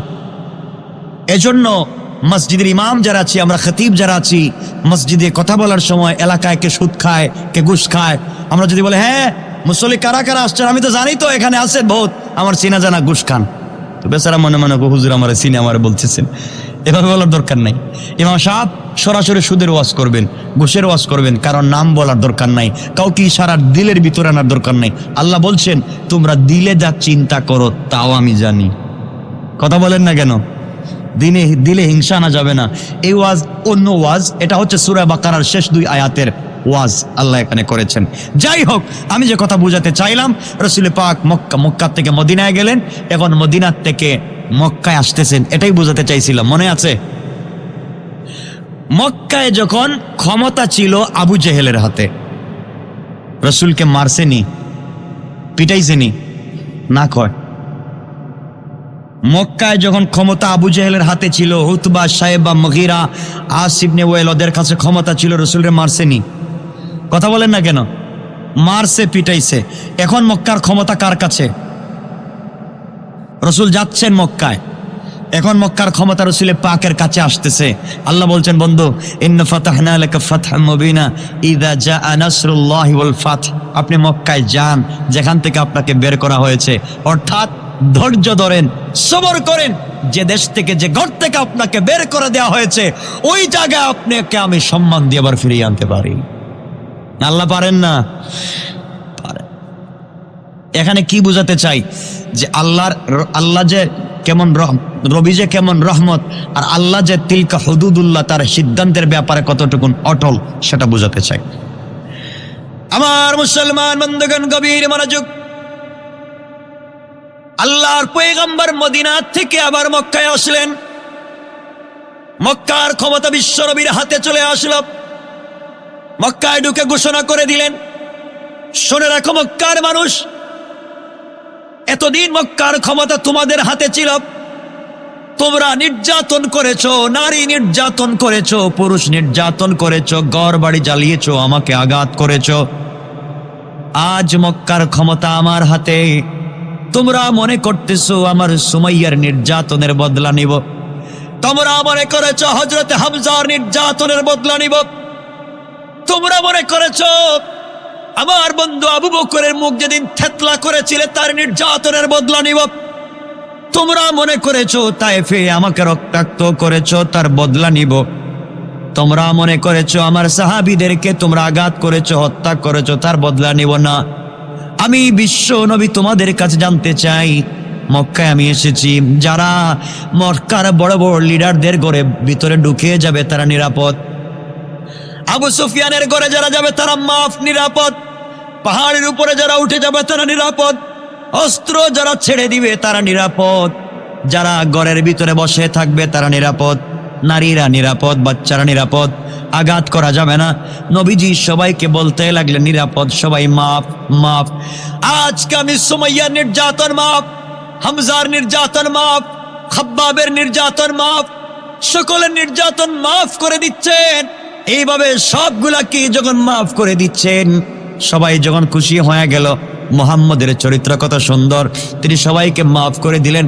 আল্লাহ রাব্বুল ইজ্জতুল জালাল জিবরিল আমিনকে পাঠিয়ে দিলেন, যাও রে আমার বন্ধুর কাছে গিয়ে বলো তিনি রহমতের নবী, সবাইকে মাফ করতে পারেন, কিন্তু আমি আল্লাহ এভাবে পারি না। আমার নবী বলছেন, শোনো মক্কার মানুষ, যারা আমাকে আঘাত করেছো মাফ, যারা কোরআনের উপর আঘাত করেছো মাফ, যারা আমার পরিবারের মানুষকে নির্যাতন করেছো মাফ। আল্লাহর রাসূল সবাইকে যখন মাফির ঘোষণা দিয়েছেন, আল্লাহ রাব্বুল ইজ্জতুল জালাল জিবরিল আমিনকে পাঠায়া বলেন, জিবরাইল যাও আমার নবীকে জানায়া দাও, তিনি বলতেছেন সবাইকে মাফ, তাকে জানায়া দাও যারা আমি আল্লাহকে পর্যন্ত গালি দিয়েছে, আমি আল্লাহ রাব্বুল ইজ্জতুল জালাল আজ যারা তওবা করবে তাদেরকে মাফির ঘোষণা দিয়ে দিলাম।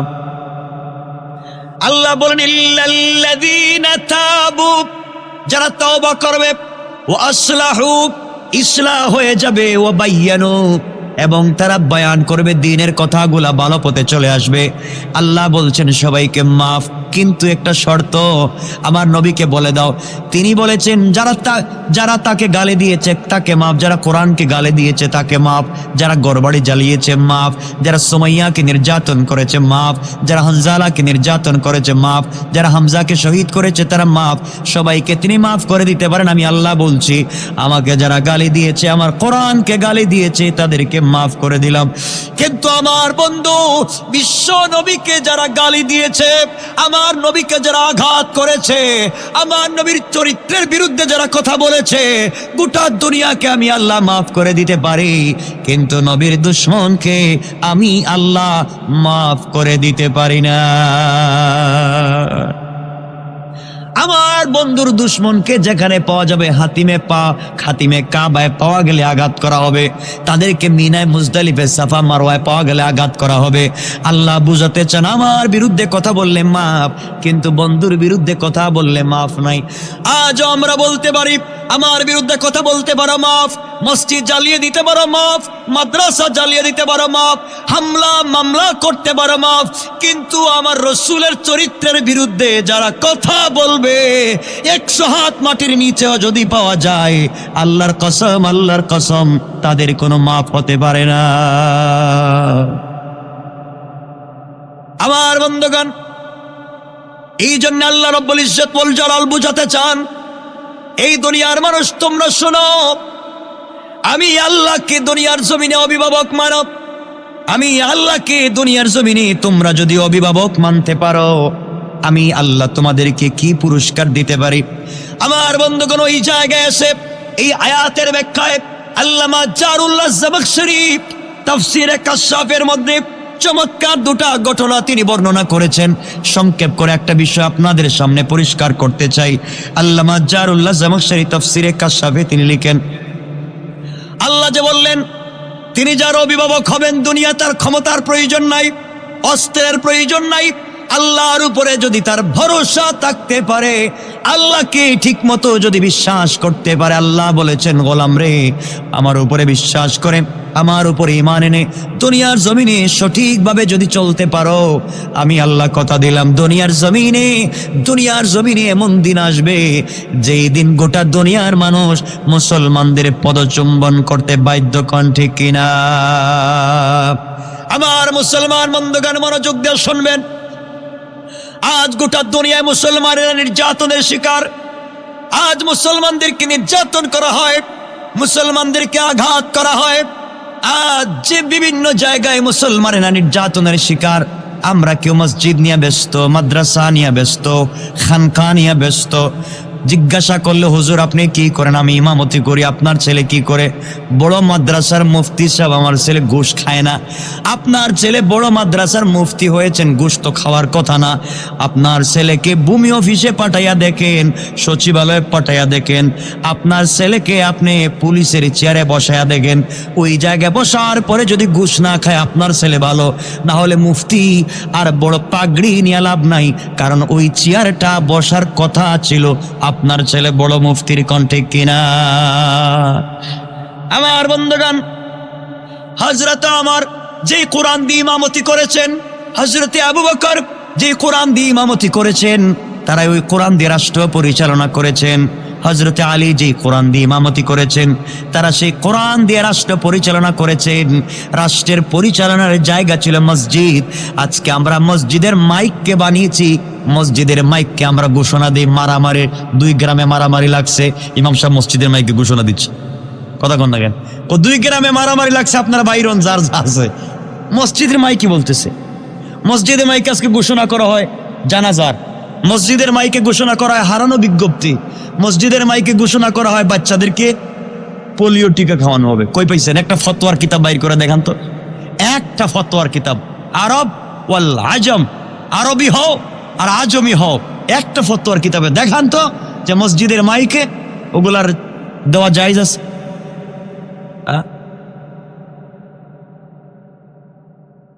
মসজিদের মাইকে কি জন্য মাইক ব্যবহার করা হয়েছে?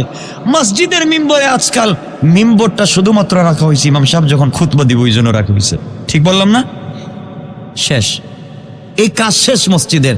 আসলে মসজিদ নামাজের উপরে তালা লাগাই দেওয়া হয়। দেখবেন এশার নামাজের 10 মিনিট নামাজ শেষ, ভাই বাইরে নামাজ পড়েন, যান আপনি আঙ্গিনায় যান, বাহিরে যান, মসজিদ তালা দেওয়া। কথা বলেন না কেন? ওগুলো আসেন আপনাদের। কেন তালা দেন কেন মসজিদে?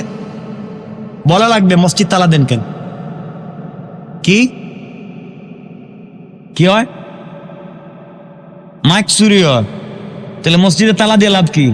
তাহলে সুরের চরিত্রে সংশোধন করার ওয়াজ করতে হইব। কথা বলেন না কেন? মসজিদ তালা দিয়ে লাভ কি? আল্লাহ তো মসজিদ তালা দেওয়ার কথা বলেন নাই, বলছেন সুরের চরিত্র সংশোধনের ওয়াজ করেন, মসজিদ খোলা রাখেন। কথা বলেন না কেন? মসজিদ তালা মাইরা রাইখা দেন। বাচ্চারা মসজিদে গেলে কনে তোর বাড়ি কই, তোর বাপ কেডা, মসজিদে এসে চিল্লি চিল্লি করস কেন? বলে না এটা বাইর করে দে, পিছনে দিয়া দে, পিছনে যা। বাপ তাই বাবা তুমি এই ছেলের বাপ, এটা বেয়াদব ছেলে। বাবা আমার ছেলে ভুলে মসজিদে আসছে, আমি জিন্দিগিতে আসি না। কেন এটা হচ্ছে? কেন কেন বাচ্চারা মসজিদে গেলে বের করে দেন। বাচ্চাদেরকে বেশি বেশি মসজিদে আসার সুযোগ দেন। ওরা সিনেমা হলে যাচ্ছে না, মসজিদে আসতেছে। মসজিদে আইসা যদি খেলাধুলা করে, আপনাদের সমস্যা আছে? কিছু কয় না কেন? আরে মসজিদ তো খেলার জায়গায় বাচ্চাদের। ইমাম সাহেব লঙ্গি ধরে টান দিব, মুসল্লির লঙ্গি ধরে টান দিব, ফ্যান আইসা ভেঙে ফেলাইবো, গ্লাস ভেঙে ফেলাইবো। এটা তো সৌন্দর্য। বাচ্চারা মসজিদে খেলবে, মসজিদে দুষ্টামি করবে। সুবহানাল্লাহ খান। খোলেন রসুল পাক বুখারীর বাব খুলেন, দেখেন রসুল পাক ইসলাম যখন মসজিদে নববীতে নামাজ পড়াতেন, বাচ্চাদের কন্ডিশনটা কি ছিল? কি ছিল? হযরতে, কথা তো লম্বা, হযরতে হুসাইন একদিন মসজিদে আসতেছেন, রসুল খুতবা দিচ্ছেন মসজিদে, খুতবা, জুমার খুতবা। নামাজ পড়তে আইসা ওই পিছনে দাঁড়াইছে মসজিদের। হযরতে ইবনে আব্বাস দেখলেন হুসাইন, টান দিয়ে বলছেন বসো। আমি নানার কাছে যাবো। দেখতেছ না কত মানুষ মুরব্বী বসা আছে, এখানে যাইবা কেমনে, বসো। নবীজি দেখলেন, নবীজি খুতবা বন্ধ করে নিচে নেমে গেলেন, হেঁটে হেঁটে সামনে গেলেন, হুসাইনের হাত ধরে ধরে নিজের কাছে নিয়ে আসলেন। আসরের সলাতে নবীজি, এখন তো আরেক কথা চলে আসলো, আসরের সলাতে নবীজি আসরের নামাজ কয় রাকাত ফরজ? 3 রাকাত পড়াইছে। 4 নম্বর রাকাতের প্রথম সেজদাও দিছেন, দ্বিতীয় সেজদায় গিয়ে নবীজির উঠেন না, লম্বা সেজদা। কিরে নবীজি কি হইলো? হযরতে আলী বলেন, আমার চিন্তা হলো যে নবীজি মনে হয় ইন্তেকাল করেছেন। আমি একটু উঠতে চেষ্টা করলাম যে দেখি তো আছেন না নাই, কিন্তু নামাজ তো ভঙ্গ করার দরকার নাই। দীর্ঘক্ষণ পরে নবীজি উঠলেন, সালাম ফিরালেন, নামাজ শেষ হলো। সাহাবা একরাম জিজ্ঞাসা করলেন, ইয়া রাসূলুল্লাহ, জিবরিল আমিন কি আসছিলেন, নাকি আজকের থেকে আমরা 4 নম্বর রাকাতের দ্বিতীয় সেজদা এভাবে লম্বা করব? আমাদেরকে বুঝান কি হয়েছে? নবীজি বলেন, না রে কিছুই হয় নাই। আমার যে নাতি, ওই যে হাসান, ওই যে হাসান, আমি যখন দ্বিতীয় সেজদায় গেছি, আমার কাঁধে ওইটা খেলতেছে, আমার কাঁধের উপরে ওইটা খেলতেছে। এবং আমি যদি নামাইয়া দেই, বেচারা ভয় পাইয়া মসজিদ থেকে যদি চলে যায় আর কোনোদিন না আসে, আর আল্লাহ যদি বলেন কি ওই ইমাম সাহেব এমন নামাজ পড়াইলা মুসল্লি মসজিদ থেকে জায়গা, তাইলে তো আমি কিয়ামতের দিন বিপদে পড়বো। এই জন্য চিন্তা করলাম যতক্ষণ ভাল লাগে খেলাধুলা করুক, যখন নামবে তখন সেজদার থেকে উঠবো। আমি যখন এভাবে সেজদায় আছি, জিবরিল আমিন এসে আমাকে বলছেন, ইয়া রাসূলুল্লাহ, আপনার এই অবস্থা দেখে আল্লাহ মুস্কে মুস্কে হাসতেছেন। আল্লাহু আকবার বলেন। এই ছিল নামাজের কন্ডিশন। আর আমরা নামাজ ভাঙ্গে, সভাপতি কয় কার ছেলে মসজিদ আজকে দুষ্টামি করছে, এর নাম ঠিকানা লিখে রাখেন। ও ভাগছে মসজিদ ছেড়ে। এগুলা করা যাবে? মসজিদে বাচ্চাদেরকে আসতে দিবেন তো ইনশাল্লাহ। দুঃখ হচ্ছে আরেক জায়গায়, ইমাম সাহেবদের কিছু ভুল হলেই মারামারি শুরু হয়ে যায়। ইমাম সাহেব যদি সেজদা একটু দেরি করে, রুকুতে একটু দেরি করে, অথবা নামাজে কোনো কারণে একটা ভুল হয়ে যায়, তাহলে ইমামের চাকরি থাকেন। কথা বলেন না কেন? এগুলা কেন করেন? যে বউর সাথে পারে না বাড়িতে, ইমাম সাহেবের পিছনে এসে খুঁচায় শুধু মসজিদে। এগুলা হাসেনি এলাকায় সারাদিন লেগে থাকে ইমামের জন্য। ইমাম সাহেব বাথরুম ময়লা কেন, এই জায়গা ময়লা কেন, ফ্যানের নিচেটা এইভাবে কেন, বাতি এখানে জ্বলে না কেন, সব কাজ ইমামের।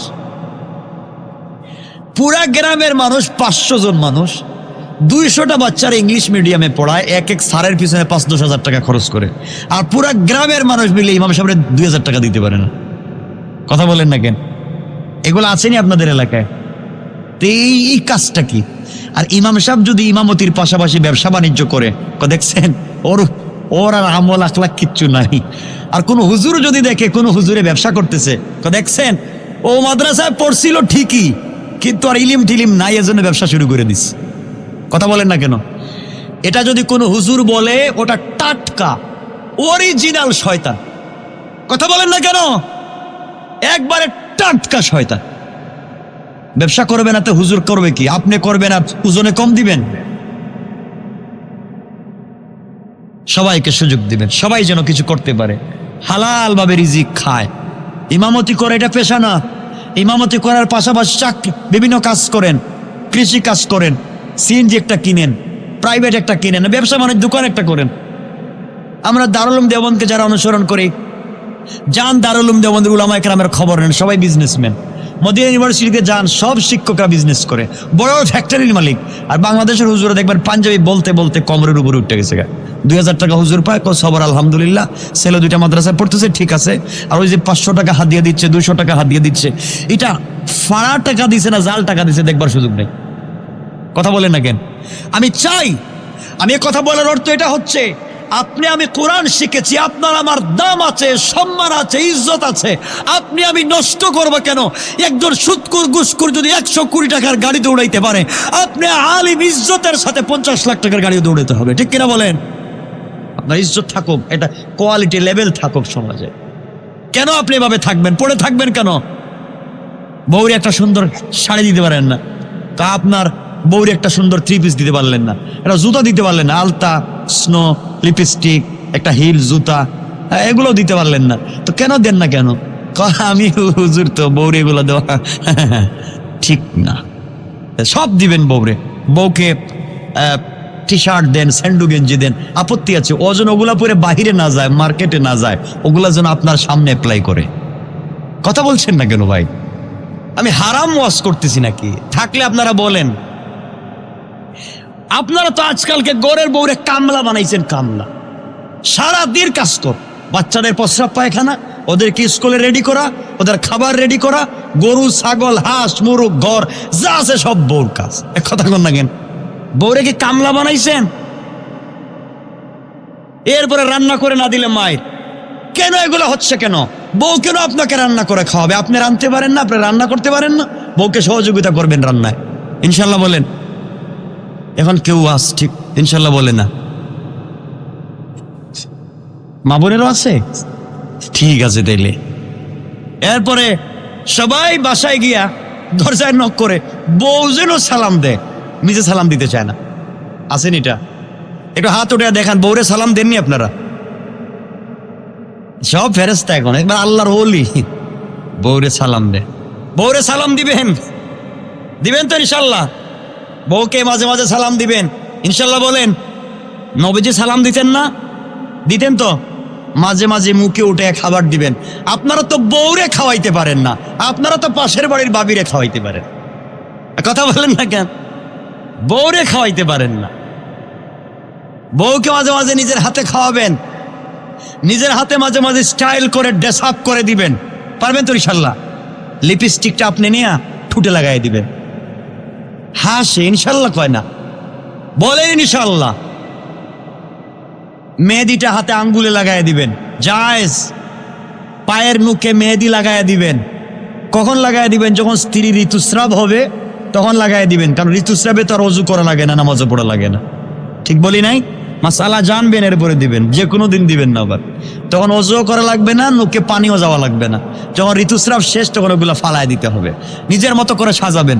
আর আমাদের মা বোনরাও তো খারাপ, দামি দামি লেহেঙ্গা আছে, স্টাইলের শাড়ি আছে, পোশাক আছে, 3 পিস আছে, সব রাইকা দেয় বাসায়। যখন কোথাও বিয়ে শাদিতে যায়, মার্কেটে যায়, সব ঠিক মতো ইউজ করে। আর জামাইয়ের সামনে হেই পুরোনা ছেঁড়া কাপড়। কথা বলেন না কেন? ঠিক কিনা? কেন এগুলা কেন হচ্ছে?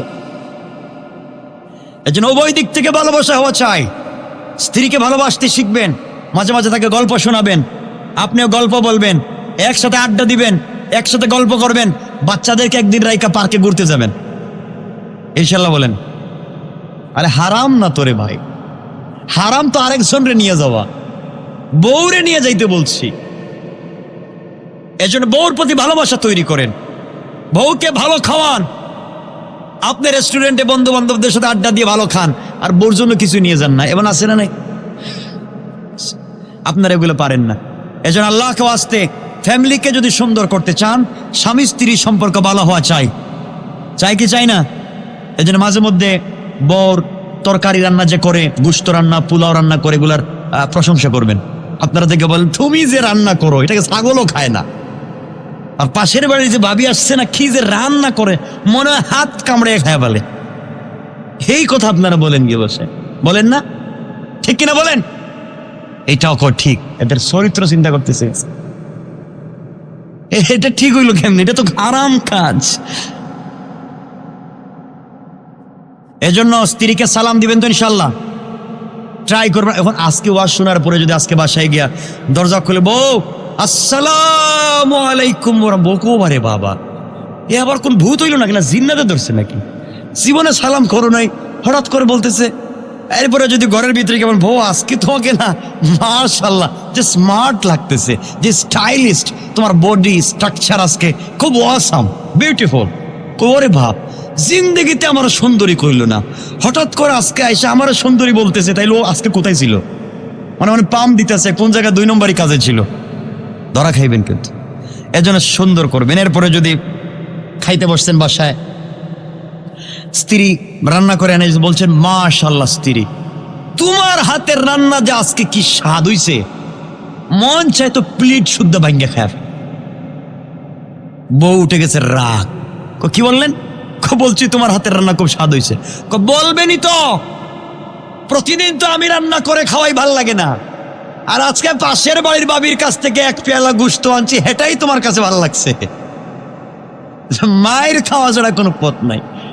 আগে জানতে হবে রান্নাটা করছে কে, এরপরে প্রশংসা করবেন। ইনশাল্লাহ বলেন, সবাই বলেন ইনশাল্লাহ। স্ত্রীকে ভালোবাসতে শিখুন, স্ত্রীকে ভালোবাসতে হবে। কিন্তু বাংলাদেশে স্ত্রী আর শাশুড়ির ঝগড়া তো আছে না নাই? স্ত্রী শাশুড়ির ঝগড়া আছে, এটা বাদ দেন। স্ত্রীকে নিজের ছেলের বউকে নিজের মেয়ে মনে করেন, আর বোনেরা শাশুড়িকে নিজের মা মনে করেন, এই তো সমস্যার সমাধান হয়ে যায়। কিন্তু হয় কেমনে? আজকালকে অনেক বোনেরা আছেন স্বামী বিদেশে থাকে আর তারা বয়ফ্রেন্ড নিয়ে ঘুরায়। কথা বলেন, এগুলো আছে, না থাকলে বলবেন নাই, আমরা অন্য আলোচনা করব। আছে তো, এগুলা থাকলে সমাজের ভালো হচ্ছে না কেন আমি জানতে চাই। মসজিদ বেশি, মাদ্রাসা বেশি, আলেম উলামা বেশি। 50 বছর আগে এত মসজিদ ছিল আপনাদের এলাকায়? এত মাদ্রাসা ছিল? এত আলেম ছিল? তো সব বাড়ছে, চরিত্র ভালো হইছে না খারাপ হইছে? সুদ কমছে না বাড়ছে? ঘুষ কমছে না বাড়ছে? তো এত মসজিদ, এত মাদ্রাসা, এত হুজুর দিয়ে লাভ হইছে কি? কথা বলেন না কেন? এজন্য আল্লাহ ওয়াস্তে যুবকদেরকে বলছি, ভাই শুনো, তুমি আজকে একটা মেয়ের চরিত্র নষ্ট করতেছো, মনে রাখবা তোমার বোনের, তোমার স্ত্রীর চরিত্র আরেকজন নষ্ট করবে। ঠিক কিনা বলেন? আল্লাহ ওয়াস্তে আমরা হারাম কাজ করব, হারাম কাজ করব। কষ্ট হচ্ছে না তো আপনাদের? ভালো পথে যেতে হবে, আমাদেরকে ভালো পথে যেতে হবে। এলাকায় অনেক মুরব্বী আছেন, দেখবেন দাড়িও আছে কিন্তু মসজিদে নামাজ যায় না। আছেন এটা এলাকা, দেখবেন দাড়িও আছে, নাভি পর্যন্ত লম্বা, হাতে তসবিও আছে। খবর নিয়ে দেখবেন এলাকার সব থেকে বড় সুদের কারবারি।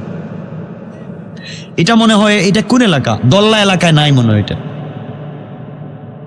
আছে। সুদ, সুদ খায়, সুদে টাকা লাগায়। আল্লাহ তুমি এদেরকে হিদায়ত দান করো, জোরে বলে না আমিন। ইমাম সাহেবরাও তো বিপদে আছেন।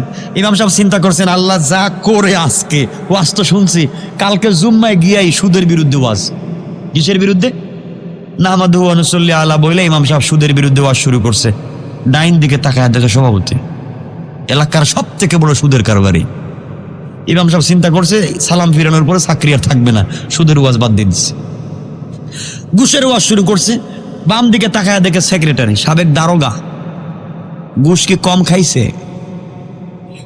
ইমাম সাহেব বাদ দিয়ে দিচ্ছে এই ওয়াজ। তাইলে যারা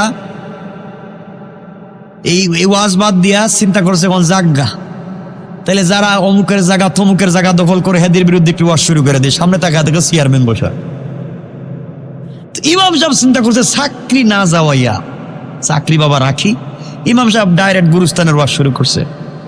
মরা মানুষ কেমন আছে? সুবহানাল্লাহ, মাশাআল্লাহ। সভাপতি আলহামদুলিল্লাহ। কেশিয়ার কো জাযাকাল্লাহ হুজুর, আগামী মাস থেকে 500 টাকা বেতন বাড়ায় দিলাম।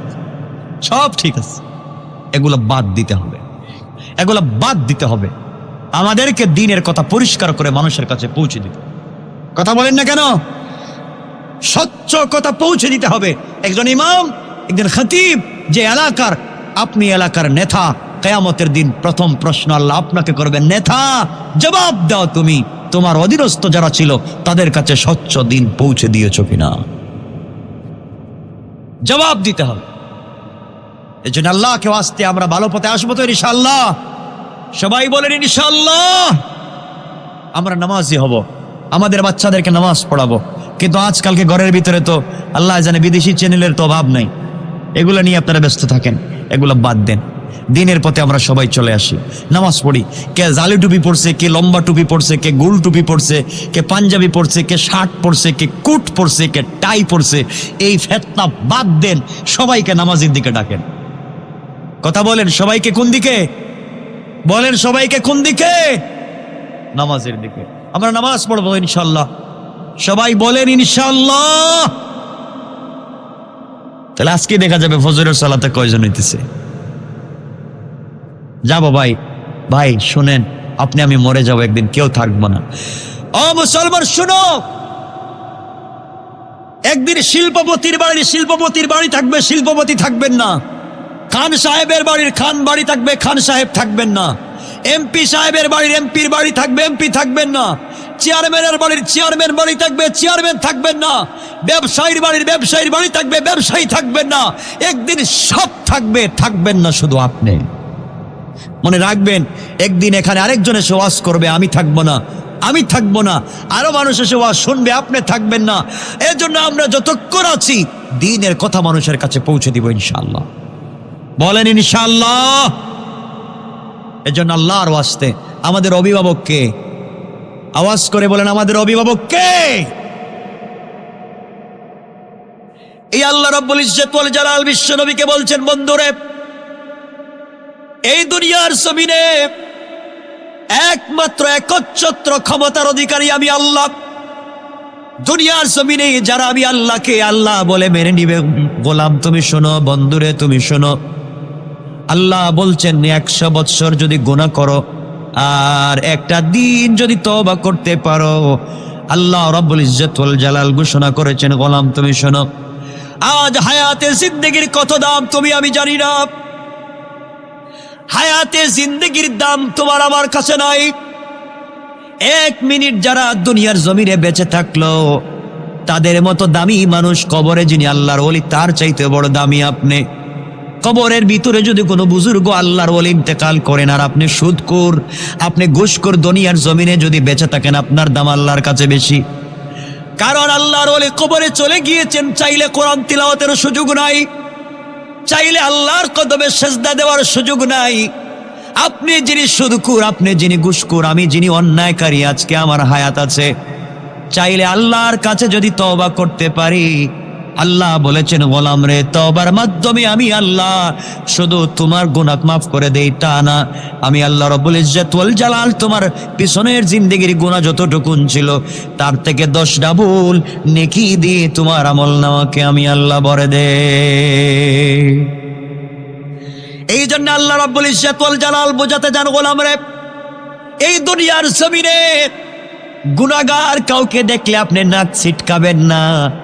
মনে রাখবেন, অন্যায়কারীকে দেখলে নাক ছিটকাবেন না। বাইরে তুমি শোনো, তোমাদেরকে ছোট্ট করে কথাটা বুঝাইয়া দেই। এখানে অনেক যুবক আছো যারা প্রেম করো, অনেক বোন আছে যারা প্রেম করে, তোমরা শোনো কি বলতে চাই। ও যুবক, তুমি যেই বোনের প্রেমে পড়েছ, হয়তো তার চামড়া অনেক সুন্দর, অনেক স্টাইলিস্ট, তার গলার বয়স তোমার কাছে আকর্ষণীয়, তার চেহারা দেখলে তুই পাগল হয়ে যাও। ও যুবক, তুমি জানো না, এই মেয়েটা যদি আজকে মারা যায়, 72 ঘন্টার ভিতরে তার চামড়ার থেকে বের হবে পোকা। বোন রে, তুমি যেই ছেলের প্রেমে পড়েছ, ওই যুবক যদি আজকে মরে যায়, তার চামড়া থেকে 32 ঘন্টার ভিতরে বের হবে পোকা। ভাইরে, তুমি যার সঙ্গে প্রেম করে রাত্রবেলা ঘুমাও না, সারা রাত্র টেলিফোনে কথা বলো, রাত্র জেগে জেগে কথা বলো। বোন রে, তুমি যার সঙ্গে প্রেম করো, যেই ছেলের প্রেমে পড়েছো, তুমি জানো না, ওই ছেলে যদি তোমার চাইতে সুন্দরী স্মার্ট আরেকটা মেয়ে পায়, অবশ্যই অবশ্যই তোমাকে কিন্তু একদিন বলে যাবে। ও ভাই, তুমি যেই মেয়ের প্রেমে পড়েছো, ওই মেয়ে যদি তোমার চাইতে ভালো চাকরি, তোমার চাইতে ভালো টাকাওয়ালা আরেকটা ছেলে পায়, নির্ঘাত নির্ঘাত তোমাকেও ভুলে যাবে, কেউ মনে রাখবে না, টেলিফোন বন্ধ করে দিবে, অন্য মোবাইল ইউজ করবে, বাড়ি ওখান থেকে সরাইয়া ফেলবে। তুমি যার সঙ্গে প্রেম করেছো সে তোমাকে ভুলে যাবে, কেউ মনে রাখবে না। আল্লাহ রাব্বুল ইজ্জত ওয়াল জালাল বলেছেন, গোলাম রে আমি আল্লাহ প্রেম করি, আমি আল্লাহ তোকে ভালোবাসি গোলাম। ও গোলাম, এই দুনিয়ার জমিনে যা বানাইছি কোন বলে বানাইছি? আসমানকে আমি আল্লাহ কোন বলে তৈরি করেছি? জমিনকে আমি আল্লাহ কোন বলে তৈরি করেছি? লৌহ কলম আরশ কুরসি জান্নাত জাহান্নাম যা বানাইছি কোন ফায়াকুন হয়ে গেছে। গোলাম দুনিয়ায় যা বানাইছি কোন বলে বানাইছি? আর তুমি গোলামকে আমি আল্লাহ বানাইছি আমার কুদরতের হাত দিয়ে। কোন সুবহানাল্লাহ। ও গোলাম, আমি আল্লাহর কাছে জান্নাতুল ফিরদাউস আছে, আমি আল্লাহর কাছে আরশে মুআল্লা আছে, আমি আল্লাহর কাছে লক্ষ কোটি কোটি রহমতের ফেরেশতা আছে। কিন্তু রাত্র হয়ে গেলে আমার ভাল লাগে না, ফেরেশতারা আমার কাছে থাকে আমার ভালো লাগে না, আরশে মুআল্লা আমার ভাল লাগে না, আমি আল্লাহ আমার চেয়ারে বসে থাকতে আমার ভাল লাগে না। আমার চিন্তা একটাই, গভীর রাত্র যখন হয়ে যায় আর আমার গোলাম আমার বান্দি সেজদার মধ্যে পড়ে আমি আল্লাহকে যখন ডাক দে, আমি আল্লাহর সে আজিমে থাকি না, আমি আমার গোলামের সেজদার জায়গায় হাজির হয়ে যায়।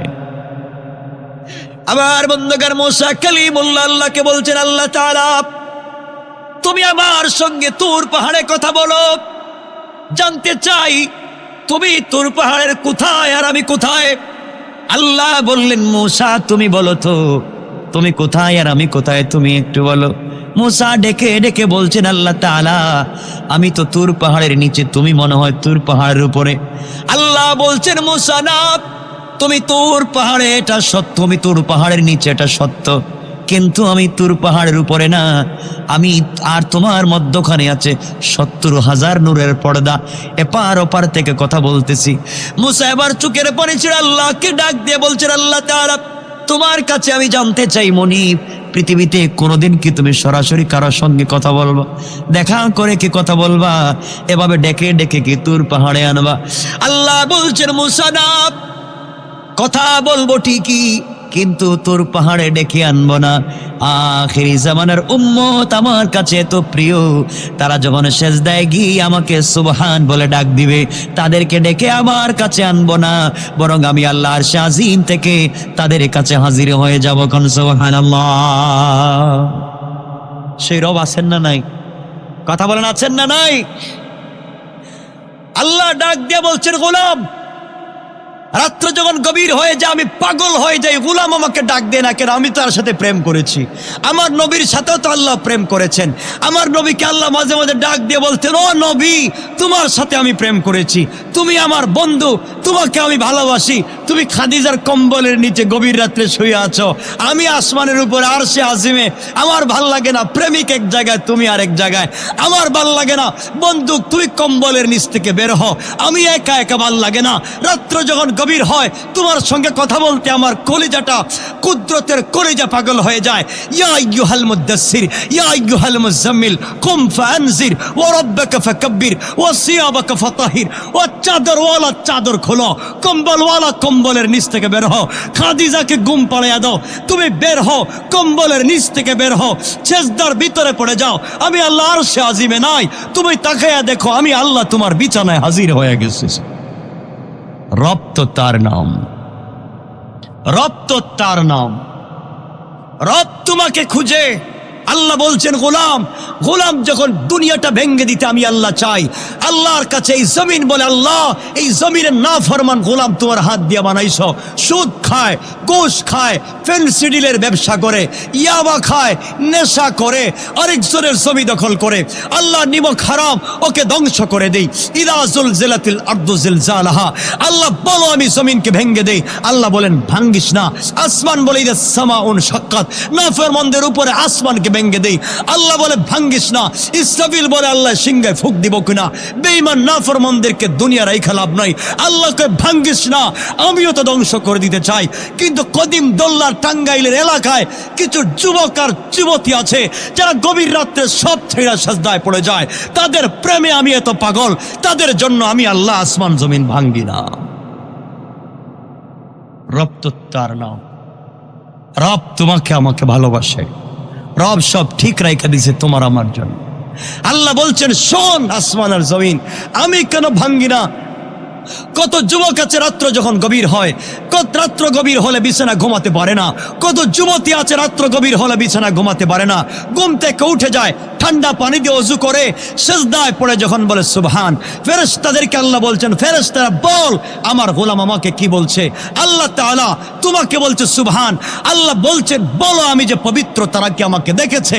আল্লাহ তোমাকে দেখে নাই, না দেখে গভীর রাত্রে বাড়ির সবাই ঘুমে, পাড়ার সবাই ঘুমে, ঘরের সবাই ঘুমে, গোলাম আর বান্দি ঘুমায় না, গভীর রাত্রে তোমাকে বলছে সুবহান, তুমি নাকি পবিত্র। আল্লাহ বলছেন রহমতের ফেরেশতা, আরশে মুআল্লার ফেরেশতা, বাইতুল মামুরের ফেরেশতা, তোমরা সাক্ষী থাকো আমি আল্লাহ বলছি সাব্বাহতানি, অবশ্যই আমি পবিত্র। আমার গোলাম আমাকে না দেখে পবিত্র স্বীকার করার কারণে আমি আল্লাহ বললাম সাব্বাহতুকা, গোলাম তোকে দুনিয়ায় বানালাম পবিত্র, আখিরাতে বিনা হিসাবে দিলাম জান্নাত। গোলাম যখন সিজদায় পড়ে আলা, আল্লাহ বলেন ফেরেশতারা গোলাম কি বলছে? কয় আল্লাহ ও তো বলছে আলা, তুমি নাকি অনেক বড়। আল্লাহ বলছেন আমার বড়ত্বকে কোনোদিন দেখেছে? আল্লাহ দেখে নাই, না দেখে বলছে তুমি বড়। আল্লাহ বলছেন আলাইতানি, অবশ্যই আমি বড়। আর আমার গোলাম আমাকে স্বীকার করার কারণে, আমার বান্দি আমাকে স্বীকার করার কারণে আমি আল্লাহ ঘোষণা দিলাম আলাইতুকা, গোলাম দুনিয়ায় বানালাম বড়, আর আখিরাতে আগেকার সকল উম্মতদের উপরে বানাইয়া দিলাম বড়। রব তো তার নাম, রব তো তার নাম। রব তোমাকে খুঁজে, রব তোমাকে খুঁজে বের। শোনো রবকে, রবকে শুনো। আল্লাহ বলছেন যখন ফজরের আজান হয় নামাজ পড়তে আসে না, ফজরের আজান হয় তখন ফেরেশতারা বলে আল্লাহ এই যে নাফরমান আজান হয়েছে নামাজ পড়তে আসতেছে না, আমি কি একটা গুনাহ লেখা দিব? আল্লাহ কেন লিখিস না, থাম, খাতাটা বাইর করিস না, দেখ জোহর পর্যন্ত আমার গোলাম তো আসতেও পারে। জোহরের সময় যখন চলে আসে, গোলাম যখন আসে না, ফেরেশতা বলে আল্লাহ এখনো তো আসে নাই, লিখে দিব নাকি? কই লিখিস না, খালিটা রাখ, লেখিস না, খালি রাখ, দেখি আসরের সময় আসে কিনা। আসরের সময় হয়ে যায়, আল্লাহ বলছেন গোলাম শুনছি তোর নাকি টাকা নাই, তোর নাকি মেয়ের বিয়ে হচ্ছে না, 20 বছর বিয়ে করেছ বাচ্চা হচ্ছে না, তোমার থাকবার জন্য একটা ঘর নাই, তোমার উপরে মামলা, তোমার উপরে হামলা, তুমি নাকি সমাজে অবহেলিত। আমি আল্লাহ বলছি হাইয়া আলাল ফালাহ, আয় কামিয়াবির দিকে। আমি তো তোকে টাকার বস্তা দিতে চাই, আমি রহমতের বস্তা দিতে চাই, তোর বিপদ দূর করতে চাই, আয় মসজিদে। গোলাম যখন আসে না, ফেরেশতা বলে আল্লাহ তুমি ডাকছো এরপরে আয় নাই, আমি কে লেখা দিব? আল্লাহকে লেখিস না, দেখ মাগরিবের আগে তো আসতে পারে। আল্লাহু আকবার বলেন না। মাগরিবের সময় হয়ে যায়, গোলাম তখনও আসে না, আড্ডায় ব্যস্ত, বন্ধুদের সঙ্গে আড্ডায় ব্যস্ত, আসছে না। এসার সময় হয়ে গেছে, আল্লাহ ও তো আসে নাই, এখন কি করব? লেখিস না, আজকের দিনটা হয়তো আমাকে স্মরণ করে নাই, ঘুম থেকে উঠলে হয়তো আমাকে মনে করবে। কেমন রব, কেমন রব! মিন হাবলিল ওয়ারিদ, অত আমাদের কাছাকাছি। রাত্র গভীর হয়ে যায়, দিনের ফেরেশতা চলে গেছে, রাত্রের ফেরেশতা এসে বলছে আল্লাহ অত এখন ঘুমাইবো, এখন কি করবো কর? তখন ঘুমাইবো, এক ওয়াক্ত নামাজ পড়ে নাই, ওর কি সিকিউরিটি দিব? আল্লাহ বলছে শোন, গোলাম আমাকে না চিনতে পারে, বাপকে ছেলে ভুলে যাইতে পারে, বাপ যেমন ছেলেকে ভুলে যায় না, মাকে সন্তান অস্বীকার করতে পারে, মা যেমন সন্তানকে অস্বীকার করতে পারে না। আমি আল্লাহ বলছি গোলাম ও ফেরেশতারা শোন, এখন রাত্রবেলা যখন গোলাম ঘুমানোর সময় আমাকে ভুলে যাচ্ছে, আমার গোলাম ঘুমিয়ে গেলে তার পায়ের কাছে 9 জন ফেরেশতা, তার মাথার কাছে 9 জন ফেরেশতা, 18 জন ফেরেশতা দিয়া আমার গোলামকে গোটা রাত্র সিকিউরিটি গার্ডের ব্যবস্থা করে দাও। আল্লাহ কেন? গোলাম তো ঘুমায় যাইব, নাকের ছিদ্র, কানের ছিদ্র, বিভিন্ন ছিদ্র দিয়ে পোকা ঢুকে যেতে পারে, আমার গোলামকে কেউ মাইরা ফালাইতে পারে, এজন্য গোলামকে সিকিউরিটি দিয়ে রাখছি। আল্লাহকে ডাকো নাই, আল্লাহকে ডাকি নাই, আল্লাহ সিকিউরিটির ব্যবস্থা করতেছেন। দিন যায় রাত যায়, আমরা আল্লাহকে মানি না, আল্লাহর কথা শুনি না। এইভাবে চলতে চলতে চলতে চলতে গোলাম যদি কোনো একটা দিন গভীর রাত্রে চোখের পানি ছেড়ে কান্না শুরু করে দেয়, আমার বন্ধুগণ কোনো একটা রাত্রে গোলাম যদি চোখের পানি ছেড়ে আল্লাহর কাছে ডেকে বলে আল্লাহ তাআলা জীবনের সবগুলা দিন কাটায়া ফেলেছি, আজকে বুঝতে পেরেছি গোটা জিন্দেগি অপরাধ করেছি, তুমি কি আমাকে ক্ষমা করে দিবা না, মাফ করে দিবা না? আল্লাহ ডাক দিয়া বলছেন, গোলাম রে, যখন আমার দেওয়া কপাল আমার কুদরতের পায়ে লাগায়া আমার দেওয়া জবান দিয়ে আমাকে আল্লাহ বলে ডাক দিবে, গোলাম আমি আল্লাহ কথা দিলাম, তোর চোখের পানি চোখ থেকে বের হয়ে নাকের ডগায় আসতে দেরি হবে, আমি আল্লাহ তোর গোটা জিন্দেগির গুনাহগুলোকে মাফ করে দিতে 1 মিনিটও দেরি হবে না। এখনো সুযোগ আছে, আজকে রাত্রে সুযোগ আছে, চাইলে আজকে রাত্রি আমরা জিন্দেগির গুনাহগুলোকে মাফ করায় নিতে পারি। আল্লাহ এইভাবে সব সময় আমাদের গুনার খাতাকে খালি রেখা দেন।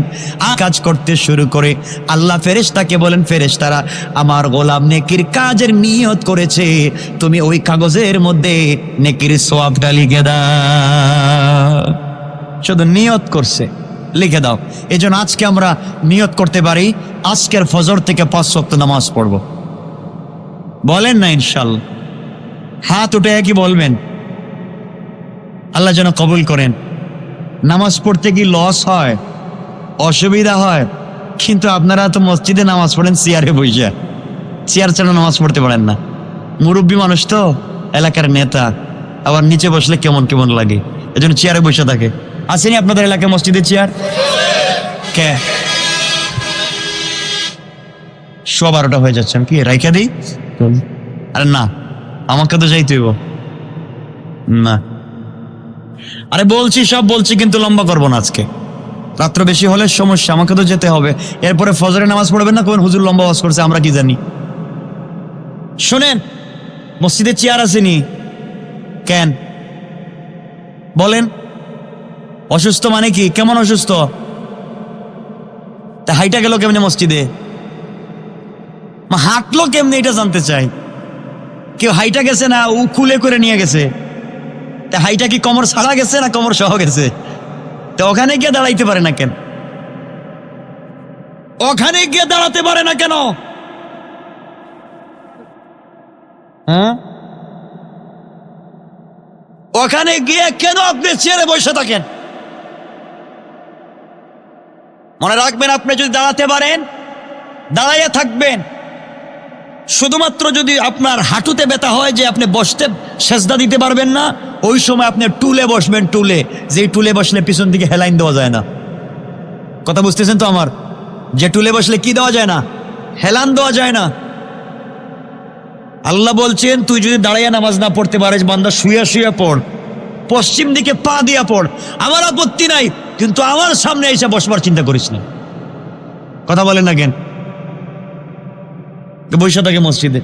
এখন তো সব মসজিদে চেয়ারের অভাব নাই। আল্লাহর ওয়াস্তে, আল্লাহর ওয়াস্তে বাবা, আমরা দেখবেন 3 তলায় উঠতে পারি, 5 তলায় উঠতে পারি, সারা বাজার ঘুরতে পারে, 10-20 কেজি হাতি নিয়ে ঘুরতে পারে, মসজিদে গেলেই চেয়ার। কথা বলেন না কেন? ফ্যাশন হয়ে গেছে কিছু কাজ। এজন্য ইমাম সাহেব যারা আছেন আল্লাহর ওয়াস্তে বলবেন, চেয়ারে বসার নতুন মাসআলা দেখবেন, চেয়ারে বসে নামাজ পড়লে হয় কিনা। কিসের চেয়ার? সব চালাইয়া দিন। টুল 1-2টা রাখতে পারেন। টুল কি? টুল বুঝেননি? হেলান দেওয়া যায় না গোল, ওগুলো রাখতে পারেন।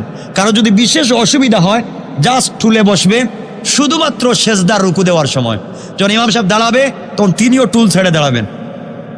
কথা বুঝছেন তো আমার? যিনি দাঁড়াতে পারেন তিনি বসে নামাজ পড়লে হবে না, যিনি বসে নামাজ পড়তে পারেন তিনি শুয়ে নামাজ পড়লে হবে না। এই ওয়াজ তো জানেন আপনারা। তাইলে যিনি দাঁড়াতে পারেন, হাইটা মসজিদে গেছে, উনি বসে কেমনে? পরিষ্কার তো? যিনি দাঁড়াতে পারেন তিনি বসলে হবে না, যিনি বসতে পারেন তিনি শুইলে হবে না। আল্লাহ যেন কবুল করেন। সবাই বলেন আমিন। অনেক যুবকেরা মসজিদে গিয়ে নামাজ পড়ো, দেখছি প্যান্ট আর টি শার্ট কোমরের মধ্যখান দিয়ে বাইরে যেতেছে। কথা বলেন না কেন? এগুলা কি আছে? দেখবেন টি শার্ট পিঠের উপরে আর প্যান্ট কোমরের নিচ দিয়ে মোটামুটি যাইতে আছে। ও নামাজই পড়তেছে, ও নিজেই জানে না প্যান্ট পরছে না পরছে না। আমি জানতে চাই, নাবির নিচে যদি প্যান্ট চইলা যায়, নাবির নিচে যদি লুঙ্গি চইলা যায়, তাইলে কি ওযু থাকে? কথা বলেন, নামাজ তো নাই। আরে সতর কতটুকুন? হাঁটু থেকে নাবি পর্যন্ত না? তো এটাই নাই, আপনার ওযু কই থাকলো? নামাজই তো যাবে, ওযুও যাবে। নামাজ তো যাবে ওযুও যাবে, এটা কেমনে বুঝাইবেন? এটা ভালো করে দেখবেন কোমর আপনার বাইরে হইতেছে কিনা। অনেকে দেখবেন সেজদায় গেলে, এই মাসআলাগুলো বলতেছি, সেজদায় গেলে দেখবেন বৃদ্ধাঙ্গুলির ডান পায়ের বৃদ্ধাঙ্গুলিটা কমপক্ষে লাগায় রাখবেন জমিনের সাথে। কেউ তো দুনু পা কান্দে উঠে দেয় পিছন দিকে, কথা কন না কেন? তো আপনার নামাজ হইবে কে কইছে? নামাজ ফাসিদ হওয়ার কারণ দেখেন কয়টা আছে। ফাসিদ মানে কি জানেননি? বাতিল না, বাতিল মানে ভুল হয়ে গেছে। ফাসিদ মানে অপরাধী। ফাসিদ মানে কি? অপরাধী। আপনি শাস্তি পাইবেন, তওবা করবেন। কেন এটা করলেন? এজন্য এগুলা করবেন ইনশাল্লাহ। এরপরে সামনের কাতার খালি, পিছনের কাতারে মানুষ দাঁড়াই আছে। সবাই কয় সামনে যান, এ যায় না। যান আপনি একটু সামনে যান, কিন্তু নিজে যায় না। এজন্য আল্লাহর ওয়াস্তে আমরা সামনের সব পুরা করব, ঠিক মতো নামাজ পড়বো ইনশাল্লাহ। বলেন যুবকেরা, বলো ইনশাল্লাহ। নামাজ পড়বো তো ঠিক মতো? 5 ওয়াক্ত না জানাজায়, না 5 ওয়াক্ত ঈদের নামাজে, না 5 ওয়াক্ত? যা আছে তা নিয়ে আপনি নামাজ পড়বেন। দেখেন যুবকদেরকে বলছে, শোনো, ভুলে তুমি মদ খেয়ে ফেলেছো, মদের বোতল হাতে, আজান হয়েছে, মদের বোতল রাইখা দর জাগাত নামাজ পড়ো। ভুলে তুমি গাঁজা খেয়ে ফেলাইছো, আজানের টাইম হয়েছে, গাঁজা রাইখা দো, নামাজ পড়ো। ভুলে তুমি সিনেমা হলে গিয়েছো, নামাজের টাইম হয়েছে, ডাইরেক্ট নামাজ পড়ো। জিনা করে ফেলেছো, জিনা, নামাজের টাইম হয়েছে, পরিষ্কার হয়ে নামাজ পড়ো। এক কথায় যখনই আজান হবে, যে অবস্থায় থাকেন নামাজ পড়বেন। ইন্না সলাতা তানহা আনিল ফাহশাই ওয়াল মুনকার। এই সলাতই একদিন আপনাকে অশ্লীলতা থেকে বাঁচাইয়া নিয়ে আসবে ইনশাআল্লাহ। বলেন। কিন্তু আমাদের যুবকরা, আমাদের মুরব্বীরা কি করে? আজান যখন হয় তখন সিগারেটটা জ্বালায়, আর মসজিদের সম্বন্ধে যাইতেছে, যে ভাই আজান হয়েছে, একটু মসজিদে আসেন। আমার প্যান্টে অসুবিধা আছে। তোমার প্যান্টে কি টয়লেট লাগাই রাখছো? প্রস্রাব করে দিছো নামাজের সময়? নামাজের সময় ভাগে কে? কথা কয় না, আওয়াজ করে বলেন, আমরা কি? আমরা শয়তান?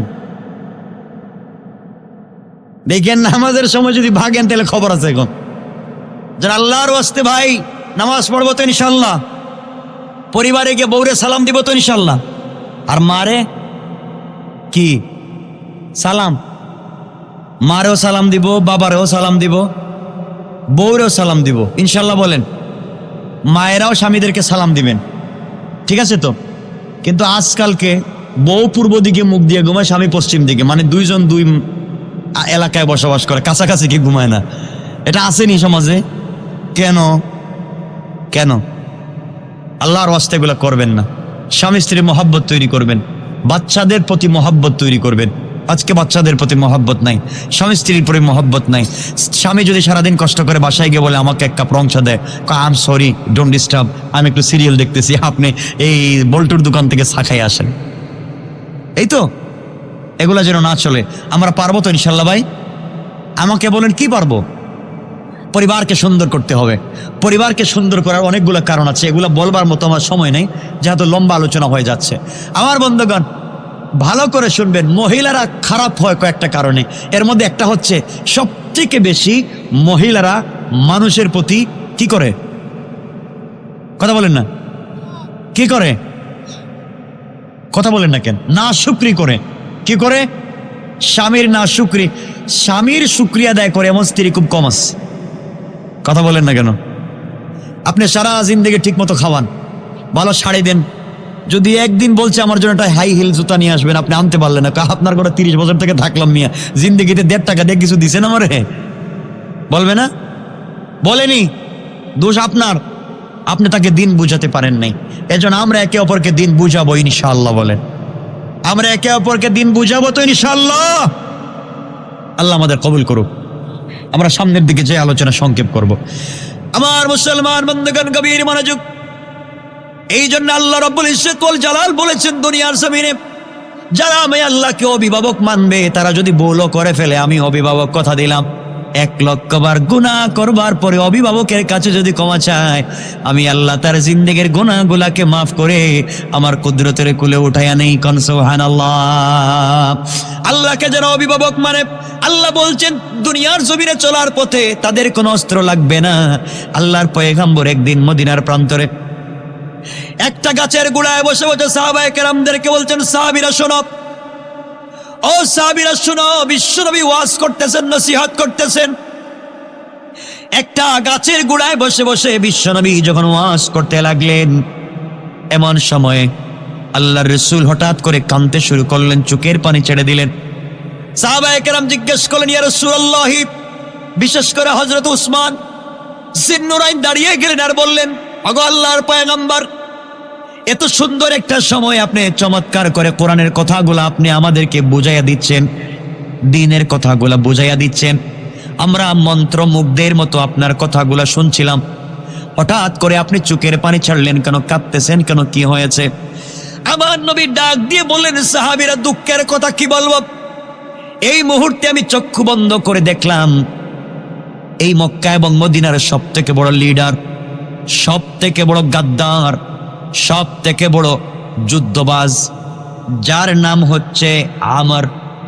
আমর নামে একজন বড় যুদ্ধবাজ, মহাপয়লওয়ান, মহাবীর, এই মুহূর্তে কাবার গিলাফ ধরে এসে শপথ করেছে, যতক্ষণ পর্যন্ত ইসলামের নবী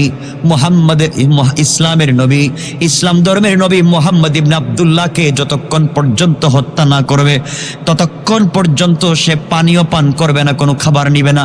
এই বলে সে শপথ করেছে। শপথ করে 5 থেকে 6,000 সৈন্য নিয়ে সে আমাকে হত্যা করবার জন্য আসতেছে, এই জন্যে চোখের পানি ছেড়ে দিলাম আর কাঁদতে লাগলাম, কি ব্যাপার, এত বড় জিনিস আমাকে হত্যা করবার জন্য এই মুহূর্তে কাবার গিলাফ ধরে শপথ করে আসতেছে। সাহাবায়ে কেরাম বসা, হযরত ওসমান বললেন, ইয়া রাসূলুল্লাহ, তাহলে আমরা কি করব? এই পয়লওয়ান তো বিশাল বড় পয়লওয়ান, 10,000 মানুষ যদি তার সামনে দাঁড়ায় কেউ তার মোকাবেলা করতে পারবে না।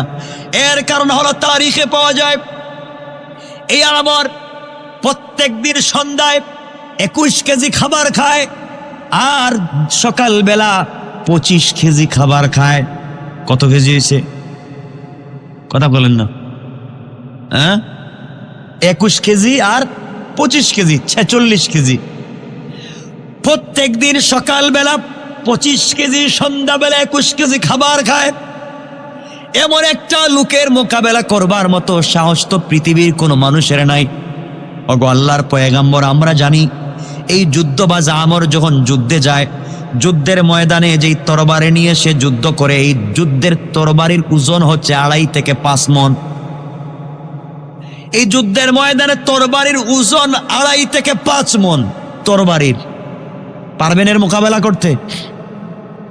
আল্লাহর পয়গম্বর যে প্রতিদিন 46 কেজি খাবার খায়, 2.5 থেকে 5 মণ ওজনের তরবারি দিয়ে যুদ্ধ করে, এর মোকাবেলা করবার মতো শক্তি তো আমাদের কারণেই। আল্লাহর পয়গম্বর, আমরা কি করব? নবীজি বললেন, পরামর্শ দাও। সবাই মিলে পরামর্শ করলেন, বদদুয়া করবেন, তার জন্য বদদুয়া করবেন। আল্লাহ, ও আমর যখন বের হবে তার পা যেন অবশ হয়ে যায়, হাত যেন অবশ হয়ে যায়, প্যারালাইসিস হয়ে যায়। আমি কি বুঝাতে চাই শুনবেন, প্যারালাইসিস যেন হয়ে যায় আর যে যুদ্ধ করতে না পারে, ইসলামের মোকাবেলা করতে যেন না পারে। আল্লাহর পয়গম্বর বললেন, চলো সবাই হাত উঠো, আমরা এই মুহূর্তে তার বিরুদ্ধে বদদুয়া করব। সবাই মিলে হাত উঠালেন, বিশ্ব নবী হাত উঠালেন। হাত উঠাই আল্লাহকে বলেন, আল্লাহ তাআলা, তুমি আমরের 2 হাতকে, এতটুকুন বলছেন, ধ্বংস করে দাও, বলেন নাই। এই পর্যন্ত পৌঁছে গেলেন, আল্লাহ জিবরিল আমিনকে পাঠিয়ে দিলেন, ও জিবরাইল যাও আমার বন্ধুর কাছে কোরআনের আয়াত নাজিল করো, ইয়া আইয়ুহান নাবিয়্যু হাদরিস। ওগো আল্লাহর পয়গম্বর, আয়াত নাজিল করে দিচ্ছি। আয়াত নাজিল হয়ে যাচ্ছে, ওগো নবী, কাফেররা মোকাবেলা করবে আর শপথ করবে, আর আপনি শুধু তাসবিহ হাতে নিয়ে দোয়া করবেন, এটা হবে না। বরং এই হাত শুধু দোয়া করার জন্য আমি আল্লাহ দেই নাই, এই হাত শুধু তাসবিহ টিপার জন্য আমি আল্লাহ দেই নাই, এই হাত দিয়েছি কাফেরদের মাঝে মাঝে মোকাবেলা করার জন্য কাজে লাগাতে হয়। কোন ঠিক কিনা? শুধুমাত্র দোয়া করতে থাকবেন, কাজ হবে না। এদিকে আমর তরবারি নিয়ে আসতেছে, মোকাবেলা করবে, আর আপনি হাত উঠে দোয়া করবেন শুধু, আর কাজ হয়ে যাবে, হবে না। পয়গম্বরে আরবি অবশ্যই মোকাবেলা করতে হবে, মোকাবেলা ছাড়া কাজ হবে না। কারণ শুধুমাত্র বোঝা গেল শুধুমাত্র খানকায় বসে দোয়া করলে হবে না, মসজিদে বসে দোয়া করলে হবে না। কাফের বেঈমানেরা, ইসলাম বিদ্বেষীরা যখন ইসলামের মোকাবেলা করবে, তখন আমরাও আমাদের সর্বশক্তি নিয়ে তাদের মোকাবেলার জন্য দাঁড়াতে হবে। কোন ঠিক কিনা?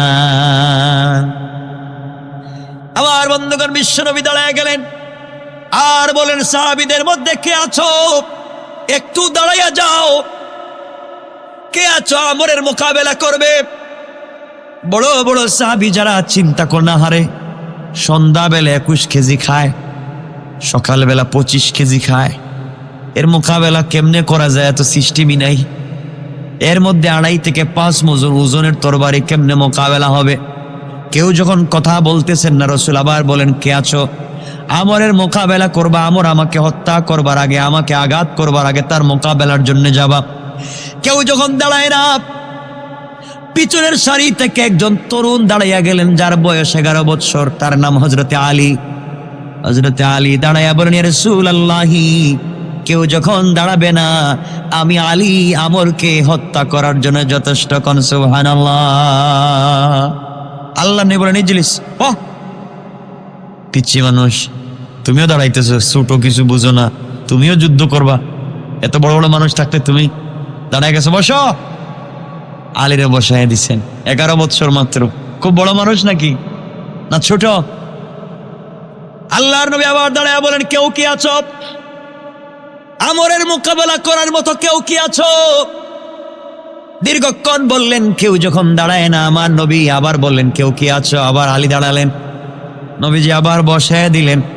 3 নাম্বার বার আবার নবীজি বলেন, কেউ নাই নাকি আমরের মোকাবেলায়? এবার চোখের পানি ছেড়ে ছেড়ে আলী দাঁড়ায়া গেলেন। নবীজি বলেন, আলী রে, আয় আমার কাছে আয়। নবীজির কাছে আলী রাদিয়াল্লাহু তাআলা আনহু গেলেন। আমার নবী আলীকে জড়াইয়া ধরলেন। আলী বাচ্চা মানুষ, ফুফায়া ফুফায়া কাঁদতেছে। নবীজি বলছেন, আলী কেন বারবার তুমি দাঁড়াচ্ছ? বলো তো কি হয়েছে? আলী ডেকে বলেন, ইয়া রাসূলুল্লাহ, আপনি আমার চাচাতো ভাই, আজকে আমার বাবা নাই, এই জমিনে কেউ নাই, আজ আপনার মোকাবেলা করবে, আপনাকে আঘাত করবে, আমি আলী বেঁচে থাকবো তা হতে পারে না। কেউ যদি না দাঁড়াতে পারে, আমি আমার নবীকে এত বেশি ভালোবেসে ফেলেছি, আমি আমার নবীকে ছাড়া 1 মিনিট থাকতে পারি না। আল্লাহ জানায় দিলেন, আল্লাহু ওয়ালিয়ুল্লাযীনা আমানু মিনাজ যুলুমাতি ইলান নূর। আল্লাহ রাব্বুল ইজ্জত ওয়াল জালাল জানায় দিলেন, পয়গম্বর আলী তার অভিভাবক তো আমি। আলী রেডি হয়ে গেছে, যুদ্ধ করবে। ইয়া রাসূলুল্লাহ, আপনি তাকে ফিরাইয়া দিয়েন না, কারণ আলী মুসলিম, তার অভিভাবক আমি, তাকে আপনি রেডি করেন। আলী দাঁড়াইয়া গেলেন। নবীজি বলছেন, আলী যুদ্ধ করার অস্ত্র আসেনি? হুজুর কিছুই তো নাই। তার সামনে 2.5 থেকে 5 মণ ওজনের তরবারি, মোকাবেলা করার মতো কিছু আছেনি? তিনি বললেন, না ইয়া রাসূলুল্লাহ, কিছুই নাই। নবীজি ওসমানকে বলেন, ওসমান তোমার কাছে কি কোনো অস্ত্র আছে?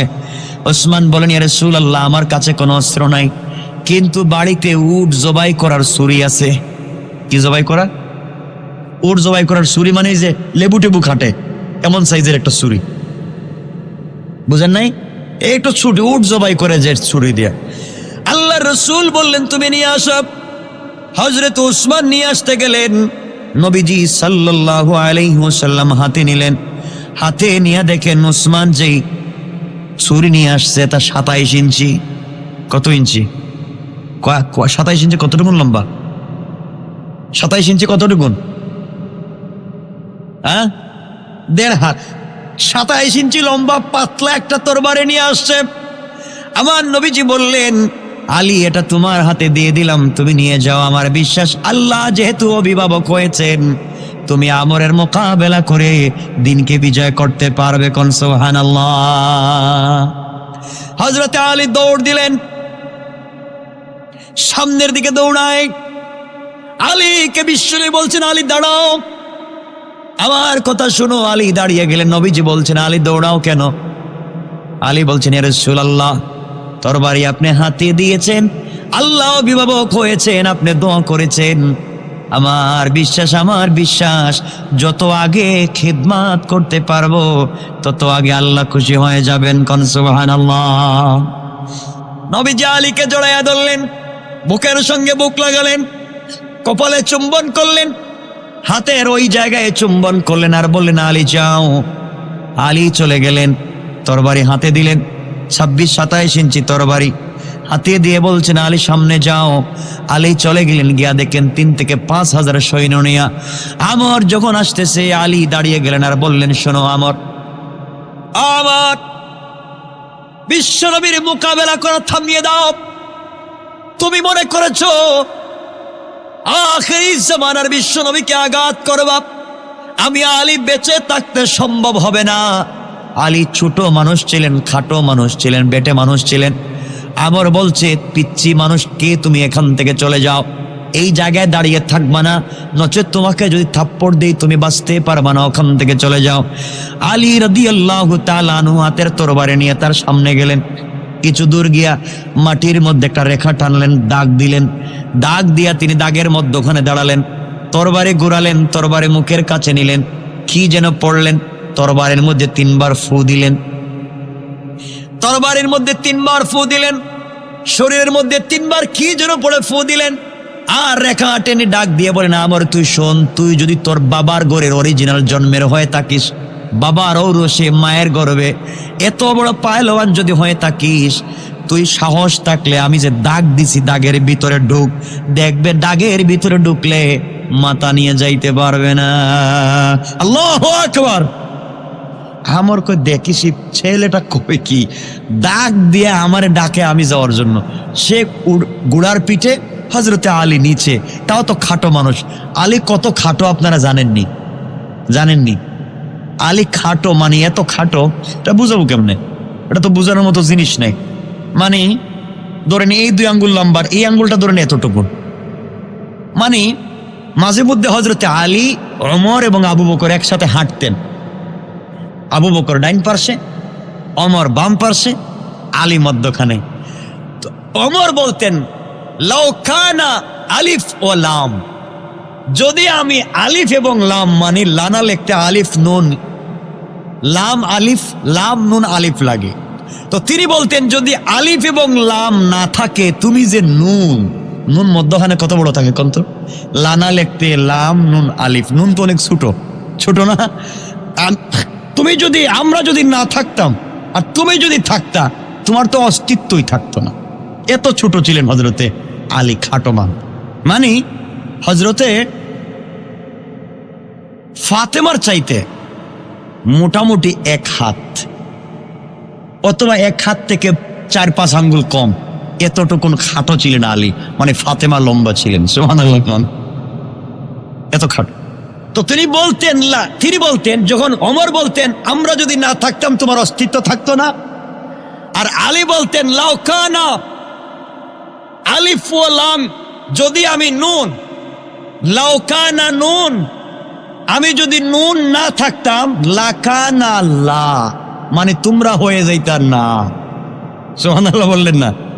আমি যদি আলিফ এবং লামের মধ্যখানে নুন না থাকতাম, তোমাদের অস্তিত্বই থাকতো না, মানে এত খাটো থাকতেন তিনি।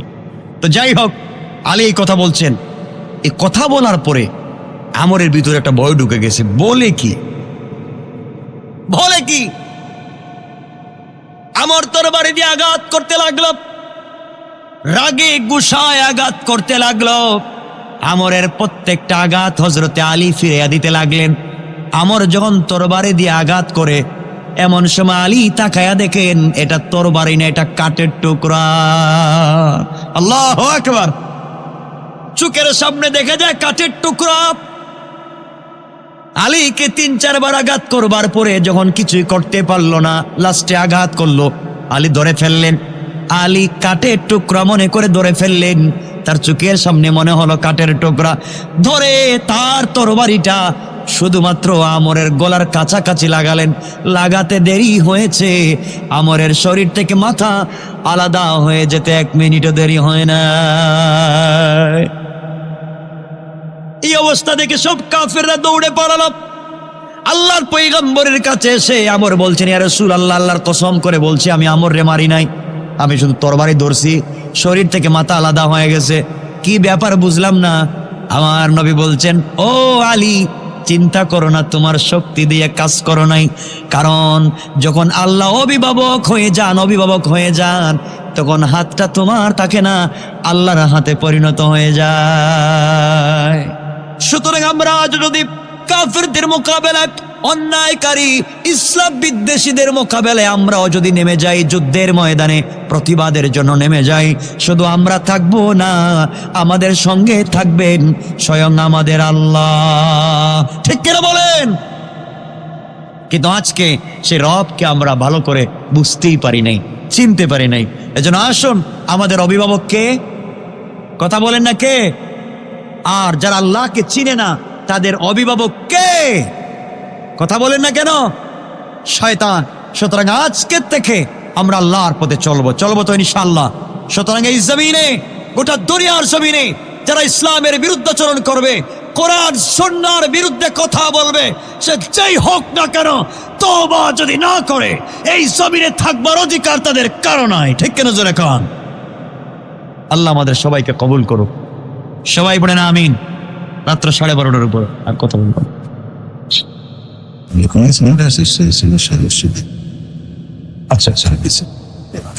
আচ্ছা ইনশাল্লাহ। আচ্ছা, আমি আলোচনা এখানে রেখে দিলাম, লম্বা করব না। আপনার বসবেন, মোনাজাত করব, কিন্তু আমি আলোচনার পরে 2-4 মিনিট দিয়ে থাকি খোলা প্রশ্ন। কারণ আমি আসলাম, চলে গেলাম, আপনারা যদি মনে প্রশ্ন থাকে বলতে পারলেন না, আমি লোক না। আপনাদের মনে কোনো প্রশ্ন থাকলে আমাকে দাঁড়িয়ে প্রশ্ন করার সুযোগ আছে। প্রশ্ন আছে? ফজরের একটা সওয়াল করেছি, উত্তর দেবেন। ফজরের আজানের আগে গজল গাওয়া কি জায়েজ? ওরে আল্লাহ, গজল ফজরের আজানের আগে গজল গায় কোথায়? মাইকে নাকি? আপনাদের এলাকায় আছে এগুলা? কথা কন না কেন? আছে? বিদআত। আল্লাহ ডাকবার পরে কোনো ডাক নেই। আল্লাহ বলছেন আসসালাতু খায়রুম মিনান নাওম, নামাজের চাইতে আর কোনো ভালো জিনিস নাই, ঘুমের চাইতে নামাজ ভালো। হাইয়া আলাল ফালাহ, কামিয়াবির দিকে আসো। এরপরে আসুক বা আসুক না, এটা জানার দরকার নাই, মাইকে কিচ্ছু বলার দরকার নাই। এজন্যই রাত্রবেলা বা যে কোনো সময় মাইকে কোরআন তেলাওয়াত এটাও নিষিদ্ধ। অনেক সময় দেখবেন সবিনা পড়া হয়, মাইকে পড়া হয় না রাত্রবেলা, এগুলো ঠিক না, কারণ মানুষকে ডিস্টার্ব করা যাবে না। সুতরাং মাইকে নামাজের আজানের আগে, আজানের পরে, আজান ছাড়া আর কিচ্ছু বলার দরকার নাই। ঠিক আছে তো ইনশাল্লাহ? এটাই পরিষ্কার জিনিস। কারো প্রশ্ন আছে কিছু থাকলে বলেন। গনিমতের মাল এটা কোনটা, কিভাবে এটা গনিমতের মাল কোনটা? ইসলাম প্রচারের জন্য কোনো জায়গায় যদি যুদ্ধ বিগ্রহ হয়, এর মাধ্যমে যারা ইসলামের বিরুদ্ধাচরণ করতে এসেছিল তারা যদি পলায়ন করে চলে যায়, যাওয়ার সময় যেই সম্পত্তি রেখে ফেলে যায় সেটাই হয় গনিমতের মাল, সেটাই যুদ্ধলব্ধ মাল। যারা যুদ্ধে গিয়েছিল তাদের মধ্যে, যারা যায় নাই তাদের মধ্যে বন্টন করে দেওয়া, এটাই হচ্ছে শরঈ বিধান। আর কারো কিছু জানা গেছে? ফাঁকা কেন?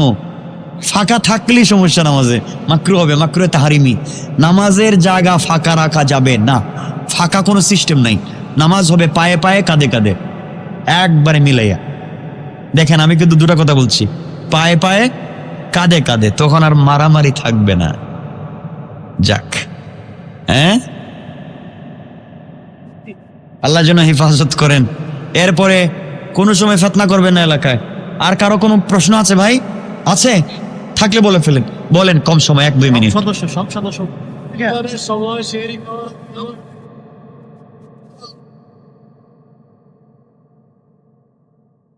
রমজানের, হ্যাঁ হ্যাঁ, দেখেন, রমজানের আগে সেহরি খাওয়ার আগে গজল গায়। আমরা তো ইসলামের শরঈ বিধান হচ্ছে মসজিদের মাইকে যে উঠেন, সেহরি খান, টাইম হয়ে গেছে, এগুলা বলা তো জায়েজ না। দেখেন, একটা ফতোয়ার কিতাবে লেখা এগুলো জায়েজ না। ডাকবেন কেন? ডাকবেন কেন? মুসলিম তো ডাকবেন কেন মাইকে? সে তো উঠেই খাওয়ার কথা, এটাই ডাকার কথা না। তাহলে আপনি গজল গাওয়ার কোনো ওয়াজই নেই, এগুলা দরকার না, এগুলা বেকার, খামাখা। ঠিক আছে? পরিষ্কার, এগুলো ধম খামাখা। ইসলাম স্বচ্ছ পরিষ্কার ধর্ম। আর কিছু জানার আছে আমি রেখে দেব। খুব ভালো মানুষ এরা, কি সব জানে, সব কিছু এরা দেখতেছি আজকে।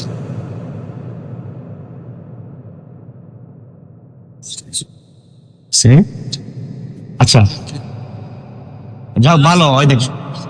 এই যে তারা যে একটা কি করছেন আমার ভাইরা, এই যে স্টার অ্যাসোসিয়েশন, ভালো একটা কাজ করেছেন ওনারা। এরা একটি খারাপ কাজ করছে না, ভালো কাজ করেছেন। ভালো কাজ, ভালো কাজের স্বীকৃতি দিতে হবে, সবাই সহযোগিতা করতে হবে।